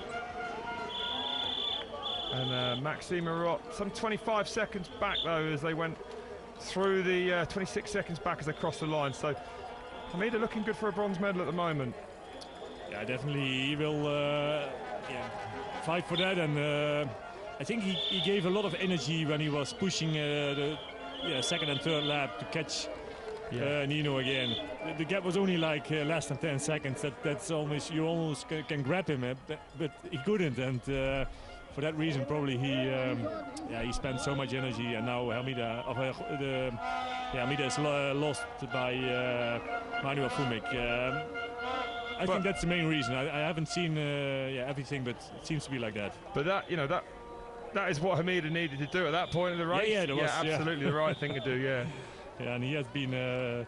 Destroys the field, doesn't he, from the front? I mean, he sets such a high pace in his early laps. It's like, come on, lads, try and stay with me. I'm just going to tear you apart. We've seen him do it so many times. Yeah, he does it all the time. Yeah, he's so strong. Unbelievable. It's a little bit frustrating actually for like Hermida that he couldn't close the gap. Yeah, tantalisingly close for him, but. Yeah, I know, Schurter is just incredible. And here he is now then. Hour and 16 gone by. It's all about Nino Schurter. Just perfect stance on the bike. He looks so comfortable. Yeah, he does, definitely. You can see that he's so fast on these descents, but so relaxed as well, Bart. It is, yeah. Saving so much energy. He recovers actually in the descents and accelerating in the climbs. Fumic having a great ride, eh? Yeah, actually it's good to see him on his own as well. I think he will, the speed will be higher for him instead of continuing with Hermida. And Hermida, probably he tries to close the gap to Manuel Fumic, and it brings up the speed a little bit. So maybe if they can close the gap to Nino, actually what I don't think, but maybe it might be happening. Yeah, we haven't seen it. I'm not going to do a commentator's curse, but we haven't seen any mechanicals today either, which has been good, you know. Yeah, or in the ladies' race, really. I mean, apart from the seat of Fontana, but pretty much no punctures. No, not at all. Actually, the rocks, what we see on this course, they are not that sharp, so they're pretty round. Yeah, and it helps a lot. That you don't have punctures. Some of the rocks we have seen, like Nova Mesto, new rocks with sharp sides as well. Tearing the tyres. Yeah, but like these rocks are pretty round, and for that reason there are not that many flat tyres. So, Manuel Fumic taking some fresh fluids on board. The different riding positions as well. Whenever I look at Jose, I think how upright he sat on a bike. He was like, you know what I mean? You look at like someone like Schurter, he's almost got a flatter back, yeah. And I think that's also the age of the rider. Is it? Your back doesn't bend like that when you get to Jose's age, perhaps, eh? We always say like the handlebar, the stem becomes half a centimeter higher each year. It goes automatically. Yeah, I can see that. And also Hermida, he's pretty straight up. No, it's true. Yeah, certainly compared to some of the younger riders, no doubt about it. Actually, he's one of the oldest in the peloton right now. Yeah, he will be, won't he? At least from the top riders. Yeah. Yeah, he's some boy, Jose Hermida. And these guys, you know, like you say, the training, the preparation for World Championships, they will. How do they peak for an event like this, Bart? I mean, it all comes down to training, obviously, but yeah, of course it's the form of the day what you need to have. But a lot of riders has done altitude training. That's the main and most important thing what they do at the moment to be in the best shape of their life. So if there's time, and not all the riders has done the last race in Monsanel, last local race, so they skipped this race. Went to altitude training and tried to be in a good shape for this race. So they spend a lot of time, a lot of energy for this race. And for a lot of riders, if it comes well on the right moment, it helps for better performance. And it's always good to have a good result at the World Championships, because that's the most important race of the world, of the season. Yeah, absolutely. So there's Jaroslav Kulhavi coming through. Also Jaroslav, he's riding the full suspension bike. He's up to 5th spot though, Bart. So he's coming back through. Good ride from him. We already saw it in the previous intermediate. He's moving up till 8th, and now 5th, strong. 1 minute 35 back.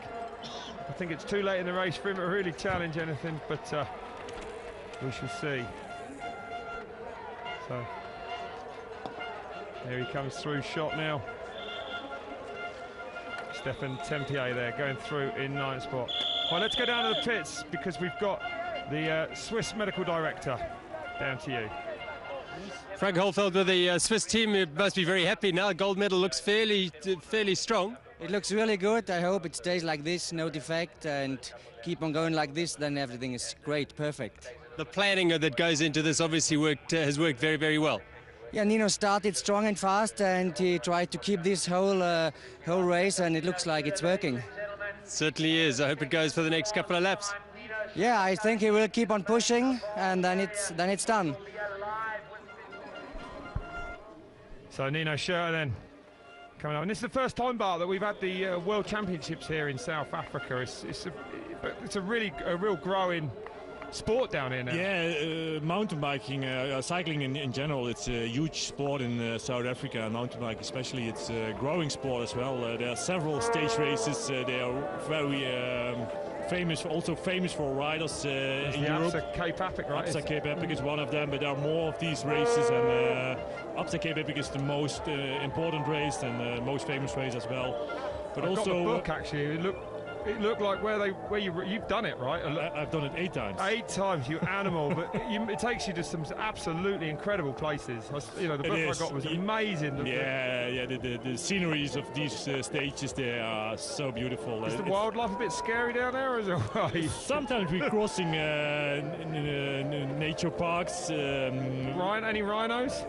Sometimes we have cars in front of us or jeeps that the animals goes away, but I've never saw dangerous animals. A snake like that we have seen, but not the big ones. No way, unbelievable. There's Hamida in 3rd place, and of course we couldn't go through this World Championship here in South Africa without mentioning Barry Standerbar, who would have been, jostling for a medal maybe the win today as well. The only South African rider he was actually under 23 world champion, the only South African rider or African rider to win a World Cup race, and he so tragically lost his life earlier this year. Yeah, that's very sad. It happened last winter, and suddenly you hear the story, you hear it by the social media, and you think, no, this is not true. But finally it is. Then you become a confirmation about it, and it was very sad last winter. And Barry is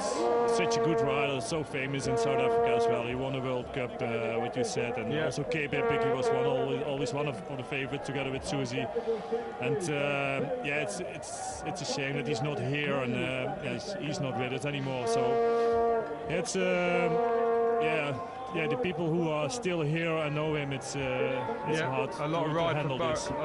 absolutely. A lot of ride for Barry t-shirts around, and they've actually put a commemorative garden for him here in the Cascades Mountain Bike Park, just near the end of the lap, and I went to a very touching commemorative service for him a few days ago, which would put a tear in anybody's eye. It was so sad.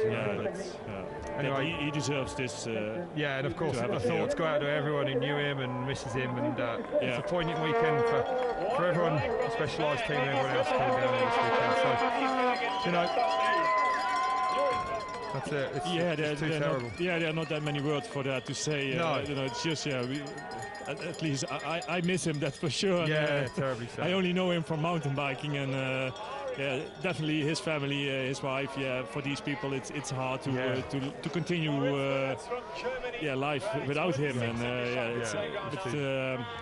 things like this can be happen, and I think everybody who's driving a car, they have to be careful. They have to be attended of cyclists on the road, and that goes the world over. And I think that's an important thing, and especially here in South Africa, not everybody's used to have so many cyclists on the road. In Holland, we have a lot of bicycle paths, so it's much more safely to ride your bike. But here in South Africa, there are no bicycle paths, riders are used to have these cyclists on the road and be careful for them. Yeah, absolutely. Well said, Bart. So let's get back to the action anyway. Manuel Fumic there bouncing through the rocks. Jose Hamida on him. Let's have a look at this slow-mo then of Manuel Fumic. Getting a little bit, not out of shape, but well, what can you do if you're going into rocks this fast? You're going to get the bike left and right. But look at the control of him. That's pretty loose, actually. Didn't even bother him, but he took probably the biggest, hardest line he could over there by the tape over 2 huge boulders. Maybe next lap we will see him jumping over the biggest rock over there. Yeah, absolutely right, man. Yeah, maybe it just launched a lot. So Nino Schurter then. Well, one lap away from a gold medal. Yeah, there's nobody who can stop him. It doesn't look like it, no. It doesn't look like it. So 23 seconds was the gap Nino Schurter had at the end, halfway round lap 6. And we'll see if that gap is coming down very shortly. There goes Jose Hamida. He's a competitor, Bart, isn't he? Yeah, great race for him as well, for sure. Brilliant race for him, absolutely. Third place at the moment. Is he third or is he Yeah, he's third. Yeah, third place. I haven't seen Manuel Fumic there for a second. There he is. So, yeah, taking on some more energy. Another gel for the last lap. On that Cannondale bike there with that lefty fork, only one fork leg on that bike. Stiffer than a conventional fork, they say. Yeah, that's it. Yeah. Incredible. It's an amazing performance for Manuel Fumic, actually. I think his best result so far. Absolutely. I mean, yeah, like we say, a broken shoulder at the start of the year.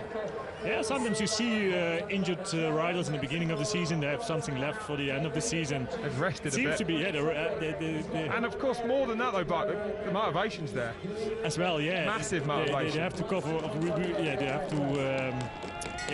They have a good season. Yeah, it's unbelievable. That's right. I mean, well, yeah, he's turned an average season, wreck-way injury. If he finishes in second spot, it's a strong season for us. Silver at the World. What can you say? Yeah. So 22 seconds back then. So the gap almost the same as it was at the halfway point of that lap. And here was Jaroslav Kulavi, 5th place. But he's got going. Yeah, he's got going and moving fast. Look at him. Missed his bottle, another one. Yeah, Kulavi really charging now. And you can see it in the speed how he's pushing. Yeah, there's a good speed on his legs. I think he'd like there to be another lap after this, judging by the way he's going. He won a road race not that long ago, I think 2 weeks ago. So he must be in a good shape. So 1:30 the gap back to him. It only took 5 seconds out of him though since intermediate 6 as they crossed the line at the end of lap 6. And the next man across their line. Moritz Milas together with Julia Absalon. And there's Andre Sink, yeah. Not that far away. Lost a few spots though there. That Absalon and Milat's looking like they're getting by him. So Julian Absalon up to 7th, but 144 back. It's a shame. I was looking forward to seeing a big showdown today. Between them, yeah. Showdown in the jungle. As well, but what we already discussed, there's no time for a nice show for the TV. These riders, they fight for the title, they fight for the rainbow jersey, but they can wear the whole year, and we're using their stripes on the shirt for all their life, so all their career. So it means there's no time for them to make a show of it, and they race as a race, and they like to win. And Nino does it on his own way, and actually leading from the beginning.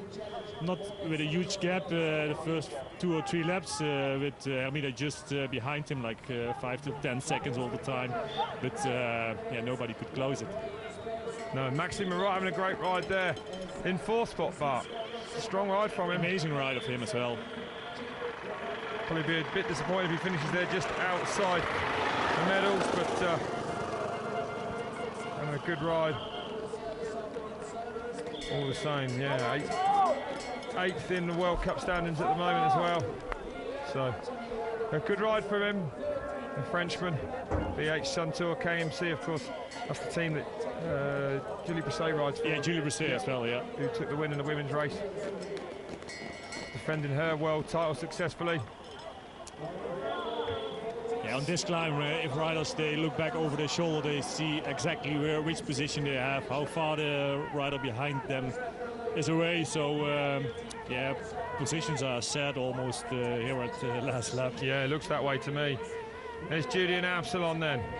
Not his day today, but we believe a crash in practice. He's gritting his teeth, and I would have expected to see him further at the front. He's got 4 World Championship gold medals already. He ain't going to be worried too much, eh? A huge amount. But I think he probably will be worried. He's unbelievable, man. He doesn't seem to lose any motivation, does he, despite his success? He still desperately wants to win mountain bike races. Yeah, definitely. He changed the team, so a BMC team for him first time this year. And extra motivated. We saw him leading in the beginning of the year in the World Cup in Alpstad with the really worst conditions, and he had some technical problems. But still each race he's so motivated, and for today as well. But if he had some small injuries, what's happened after a crash in the beginning of the week, we don't know exactly how he feels or what's happened. That's right. But it seems to be he gave everything he had, and still top 10, so good still. I think he always gives everything he has, don't you? He's just unbelievable. Yeah, it is. Yeah, they already 2 times Olympic champion and still so motivated. Yeah, it's incredible, it's amazing. isn't it? Yeah, it is. Absolutely incredible. I think he'll still be around for the next Olympics, I'm sure. Oh, definitely he will. Yeah. So flying down those rocks over there, Kim's Corner, that part of the course. But yeah, difficult the track in some spots. It's been so dry that the ground's broken up, and it's like 6 inches of dust in a few spots. Yeah, as well. I think the riders might be happy with the rain of yesterday. Actually, it was cold as well yesterday when it was raining. Yeah. Now it's much better for riding, but still, you already can see it's still winter time here when the sun goes down earlier. It goes down fast. When it goes, it'll be dark in an hour. Yeah, it's unreal. Like 6 o'clock or maybe earlier, 5:30. It's already dark. It's pitch black. And here Jaroslav Kulavi, the Olympic champion. And one of the only guys on a full suspension bike, certainly. Yeah, all the specialized guys, I guess, they are on the full suspension bikes. And it moves. I saw it. There. It's not like they. Back in the days when the suspension bikes probably weren't as good as they are now. I'm going back to the beginning of them. When they weren't as efficient. Well, I think a lot of the teams forced their riders to use suspension bikes because it was the way ahead. And I remember sitting on a few bikes, man. They might as well had a steel bar in there instead of a shock. They were so stiff. But Jaroslav, he always riding full suspension, man. He loves it. Yeah, and it works for him as well. Yeah, it is. So much more comfortable, but it is, especially here on these rocky descents. He stays under control, that's for sure. Yeah, it's amazing. I mean, they've only got what? How much is a short travel cross-country bike got? 100 mil, is it? 100 mil, yeah. I mean, and it's just, it makes such a difference. Some of the bikes, they put it down till 80. Yeah, you couldn't you? Yeah, and it makes such a difference, though. It's unbelievable, and it's a lot less fatiguing as well, isn't it? As well, and if you can recover more in the descents, it helps you to be in a better shape for the climbs again. And they're unbelievably light. They are. So Nino Schurter went through there, 1 hour 32, 23 seconds. Manuel Fumic having a fantastic ride, the German rider there for Cannondale. Factory race in second spot. And you know what? He hasn't been blown out of the water today. He's kept Schurter in sight pretty much the whole race long. Yeah, he had some small crashes the first 2 laps on the same spot. So he lost the connection actually with Nino. So that's part of the race as well. And still second, amazing. A meter in third, the veteran, 32 seconds back. An amazing ride from him as well. Jaroslav, but in between, here is Maximo Roth. I was missing him, 4th position. So, 50 seconds at the end of lap 6. He's gone back another 4 seconds to Hamida this lap. So I think these positions, well, unless we see anyone crash or get any mechanical problems, probably going to stay much like this now for the remainder of this lap, I would think, Bart. Sorry, I can't see these positions changing much now. No, half a lap more to go, so not that many changes here in the top 5. Maybe behind these riders, Moritz Milat, he was riding together with Absalon Singh, not that far behind them. Maybe there might be changed a little bit, but here most of it's already set, and here we see them. Moritz Milat together with Julie Absalon, they have to fight for the 6th place, and there was Andre Singh not that far behind them. No, Singh, well, he had a brilliant ride in Andorra at the start of the year. And it was kind of attack of Julie Absalon. Up in the front of that saddle there, making things happen. As you can see, still he's fighting also for the 6th position. Look at the style of this man, though. Nino Schurter, the leader, just so relaxed through these turns. Seamless, sits back down on the pedals, perfect. Yeah, nice style on his bike. He does have a lovely style, yeah. Cannondale rider, Manuel Fumic. Well, a brilliant ride for the German after an injury wreck start to the season. And there he is, Jose Hamida, having a fantastic ride for 3rd. And one of the most fun men on the circuit, I'd say. Oh, he's great. He is. And definitely we will see some of the shows at the finish line. Yeah, no doubt. He always has something for us. So here's your standings then. Intermediate 7, halfway round the last lap. It's Nino Schurter's to lose. 1 hour 32 had passed, and he's 23 seconds ahead of Fumix. Hamida in 3rd, Marot, Kalhavi, Milatz, Absalon, Andre Sink in 8th place. But we have still got the hardest parts of this course left to come. It is, yeah. But Nino Schurter's pretty good. Of course, he has to be concentrate for till the finish line. Definitely the rock garden. It's a hard one, but yeah, he's very. It's a lot of confidence now for him, and he also know. Yeah, what he can do, and probably he slows down a little bit and take the same speed that he does in training, and that's still enough. Well, this will be the 3rd. I don't want to curse him, but this will be the 3rd year on the trot he's won here, Bart. 1 year in 11, 1 year in 12, 6th in 2009. Yeah. So he's won the last 2 World Cups held at this venue. He's the defending world champion. He's already a 2-time world champion. That's unbelievable, isn't it? 09 and 12. So this will be his third world title today if he can hold on. And we will see him for more years, that's for sure. That He's is still very true, yeah. Very young still. So, but yeah, Manuel Fuming and José Amida, the gaps, they are pretty close still. So, but it's not that far anymore to the finish line. And Nino Schurter, if he wins today, he's going to go to 2nd joint with Henrik Denise in the overall gold medals table, actually. It's Absalon has more golds than anyone with 4. Denise on 3, Roland Green and Schurter on 2. So Nino Schurter is going to go up there and join Henrik Denise in 2nd spot. And you'd be a brave man against him getting 4 or 5 in his career, wouldn't you? Yeah, he might be. He might, yeah, I would think. The way he's going. I think too as well, yeah. The way he's going, I think it's a definite. Only the gold medal at the Olympics. It's the only thing that's eluded him, really, yeah? Yeah, like last year he had to sprint with Jaroslav Kulavi, and he lost the sprint on a stupid way, I thought. Just in the last corner. And, yeah, definitely he will remember it for his whole life. And but there will be more chances for him. Experience for him, though. He won't forget it either. So riding for Scott Swiss Power from Chur in Switzerland. And he's just been unbelievable. His form this year as well. Pretty close, actually, to wrapping up the overall World Cup stand. He wasn't that far off doing it with a round to go as well. What's he had? 1, 2, 3 wins out of 5 starts. He had some mechanical issues at round 1 in Alfstart where he finished down 18th, but he hasn't been. The only other result he's had apart from a win is that 3rd in Mont St. Anne. So yeah, where he had a puncture, right? Yeah, he had a technical problem. I don't know exactly what it was, but yeah. In St. Anne, yeah, I think he had a flat tyre. He was trying to shut the gap down on Absalon. Yeah, like Val Noord, he had a flat tyre as well, and yeah, still he won the race. So yeah, so doesn't usually stop him. No, there's nothing much can stop him. And he's certainly not letting anyone stand in his way now, making sure of it, attacking now on one of the last climbs. But it seems to be Manuel Fuming is not that far behind him. Did you see him on the same screen? Pretty nerve-wracking, Bart, at this point. I don't know what he's doing, but he slowed down. Oh! He's down. He didn't go down hard, though. He has to stay concentrated, what I said. Oh, man. That front wash, that could have been horrible. Woo! Look at that.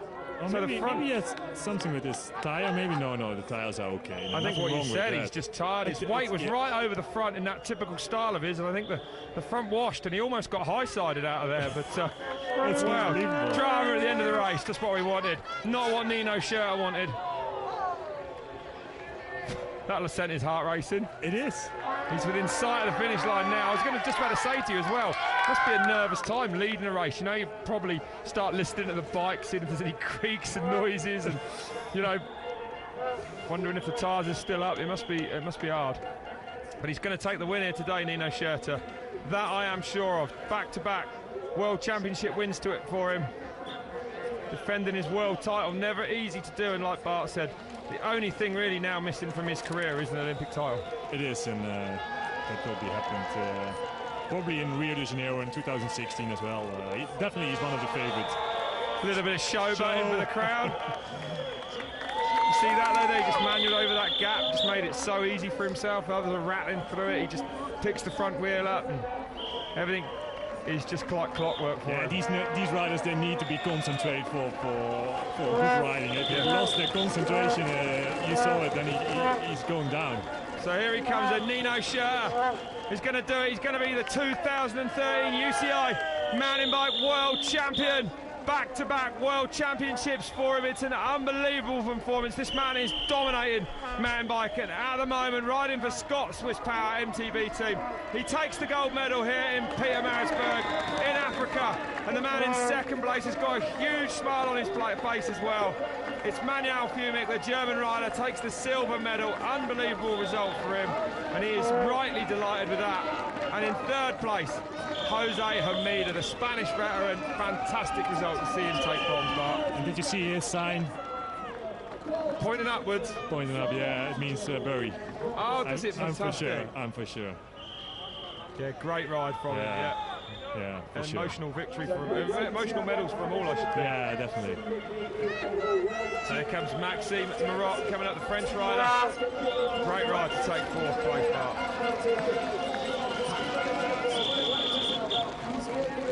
Dragging the crowd. And that's a brilliant result for him. 53 seconds back. Big gaps now, Bart, when you look back down that starter straight. Yeah, we almost saw three riders in the same shot at the end. Yeah, of course, Nino, he crashed.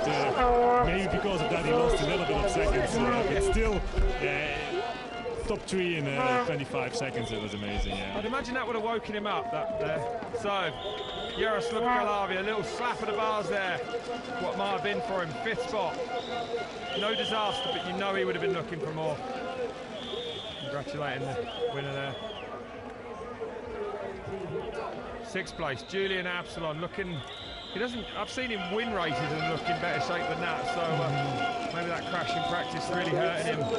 Something slowed him up a bit today. Moritz Milotz from Germany as well. Great ride for him in seventh spot. As we look back now, is it Andre Sink coming up in eighth place? Yeah, I think it is. He is another Czech rider. Fantastic ride for him as well. Yeah, we will see him definitely once on the first place. Yeah, there's no doubt. Yeah, well, he won last year, under 23 world champion, now 8th place in the world championships, man elite category, the first time. Yeah, amazing. So, Tempier. Great ride for Tempier in ninth, yeah. And in 10th place, Fabian Geiger. So let's have a look then at the slow-mos. But it was all about this man today. Your 2013 world champion, Nino Schurter. What a ride from him, Bart. Dominated this race start to finish. Yeah, from start to finish, yeah. And especially at the end, he stepped away with his front wheel. It was surprising, actually. Yeah, that was. I think he might have released a chocolate hostage at that point. His life would have flashed before his eyes. Yeah. But it all has to do, I think, with concentration at the end. I think he lost it for a second, and the front wheel slipped away. He had a small crash, but still he was there. It was all right. It was okay. It was all right, yeah. Okay, and there's Manuel Fumic. But let's go down to the finish area and hear from a delighted world champion, Nino Schurter. Congratulations, Nino. It went to plan. You must be very pleased with that ride. Yeah, I'm really happy about that victory. It's so an awesome course here. It fits me really well, the technical course here, and I'm super happy. But that was your plan from the start out, get out there up front and lay down from the start? Yeah, that was my plan, to make first a really fast lap. At the beginning, Opsalo is always struggling then a bit, so yeah, it was my goal to just set a high pace from the beginning, and yeah, I went off. There's a lot of talk about the dust and the rough track during the week, but do you feel the rain made it a little better? Yeah, the rain made it definitely better. It was much more grippy today, and yeah, it's so an awesome course here. It's really a fast one, but with awesome, nice technical stuff in it. It was great to race here. And that Treehouse Rock Garden still belongs to you. It's still your line. You still own it. Yeah, I really like that rock garden, and yeah, I like that kind of racing. Champion 2 years in a row. It must be immensely satisfying. Yeah, I'm really satisfied, yeah. Well done. Thank you. So yeah, here we go. Through this rock section, but look at him. His on own, the shirt line. His own line. He's got his own lines on every track around the planet. They seem to have a shirt line now. But you can see the focus in his eyes there. Yeah, and, if you have the right feeling on this in this section on these rocks, it gives you a good confidence for the rest of the course. And he won already the World Cups, the previous races here. Yeah. So this course suits him really well. And his third win on the trot here in Pietermaritzburg. Huh? Yeah. Last 2 World Cups and now the World Championships. Yeah, it's built for him. It's built for him. Yeah, probably he designed it, but yeah, he helps to design it. I don't know. He put in a few sniper rocks that he knows how to handle. Maybe no one else does. Yeah, so, there you go. Confirmation of the results then of the 2013 World Championships from here, Pietermaritzburg, South Africa, the UCI Mountain Bike and Trials World Championships. It was Nino Schurter start to finish. It was the Swiss Power Hour again. Schurter domination. 1 hour 40 the time. A long race for him, but it didn't even bother him. Fumic there, great ride in second. Hamida third. Maxime Marat fourth. Kulhavi fifth. Absalon in sixth. Moritz Malat seventh. Andre Sink in 8th, 9th place, Stefan Tempierre and Fabian Geiger there, rounding out your top 10. Fontana in 12th place, Yamamoto there down in 15th, Marek Conway there in 16th place. But your man, Bart, your man, he's had a good day. I'm happy with his result, definitely it's a good one, 16. Florian Vogel 17th. Miguel Martinez, one of Bart's sparring partners from back in the day there, inside the top 20 in 18th. Martin Fanger there in 20th place. And then a little bit further, 24th place goes to Sergio Manticon Guterres there. 5 minutes 14 seconds back. But yeah, I've enjoyed that race. It was a good race. It was dominated by Nino Schurter and his tactics. You know, we spoke about him, interesting that he knew that Absalon struggles perhaps with a high pace right from the word go, so that's what he did. Man, he was fast. But there you go, someone who hung with him for most of the race there. 3rd place today, the bronze medal goes to Jose Hamida, the Spanish veteran, showing no slight sign of slowing down, Bart. No, and definitely he's one of the most emotional riders of the peloton as well. Maybe it has to do with South European temperament, I don't know, but he gives a sign to bury in heaven, and I think it was an amazing sign as well. We couldn't see that good on TV, but maybe in a slow motion later, I don't know. But probably he will show it at the medal ceremony as well later today. I'll explain it to the journalists. But we have seen a great race. You said the Swiss hour power. It's that's nice. You like that one? Yeah. It's more than an hour, but still. Yeah, that's true. Yeah, he was amazing and a good winner. Yeah, he deserves it. Yeah, Nino Schurter, your world champion for the 2nd year on the trot. The complete package on a mountain bike, up, down, rocks, tree roots, whatever you throw at him. Barely anyone can stay with him. I mean, when he's on form, he's untouchable. Yeah, yes, and it doesn't matter which kind of conditions it is. Come and join us for that. It's going to be a fabulous atmosphere under the floodlights. You can grab a beer and some drinks and come and join us. It certainly will be fantastic. Halfway through to have you our live coverage for the World Championships, you can join us tomorrow morning for cross-country eliminator. That will be exciting as well. That's going to be good. And then in the afternoon, of course, we've got the downhill from here in Pietermaritzburg. That's going to be interesting to see how that plays out. I'm looking forward to that one as well. So, well, we're waiting for the guys to come out on the podium. I think they're going to. Battling their way through the press at the back, no doubt at this point. Yeah, there's always for the riders to be in a rush. Changing clouds has to be fast for the podium. So I think we're actually going to say goodbye now, me and Bart. I hope you've enjoyed our coverage of the 2 cross-country Olympic races here. Bart, thanks for joining me. It was a great pleasure to be here with you and watching the races, commentating in them. And make sure you come back tomorrow morning for the cross-country eliminator. So for myself, Rob Warner and Bart Brenchins, we hope you enjoyed our coverage, and we'll leave you with these closing shots of the podium and some slow-mos of today's highlights. Until tomorrow, goodbye from Pietermaritzburg. Goodbye.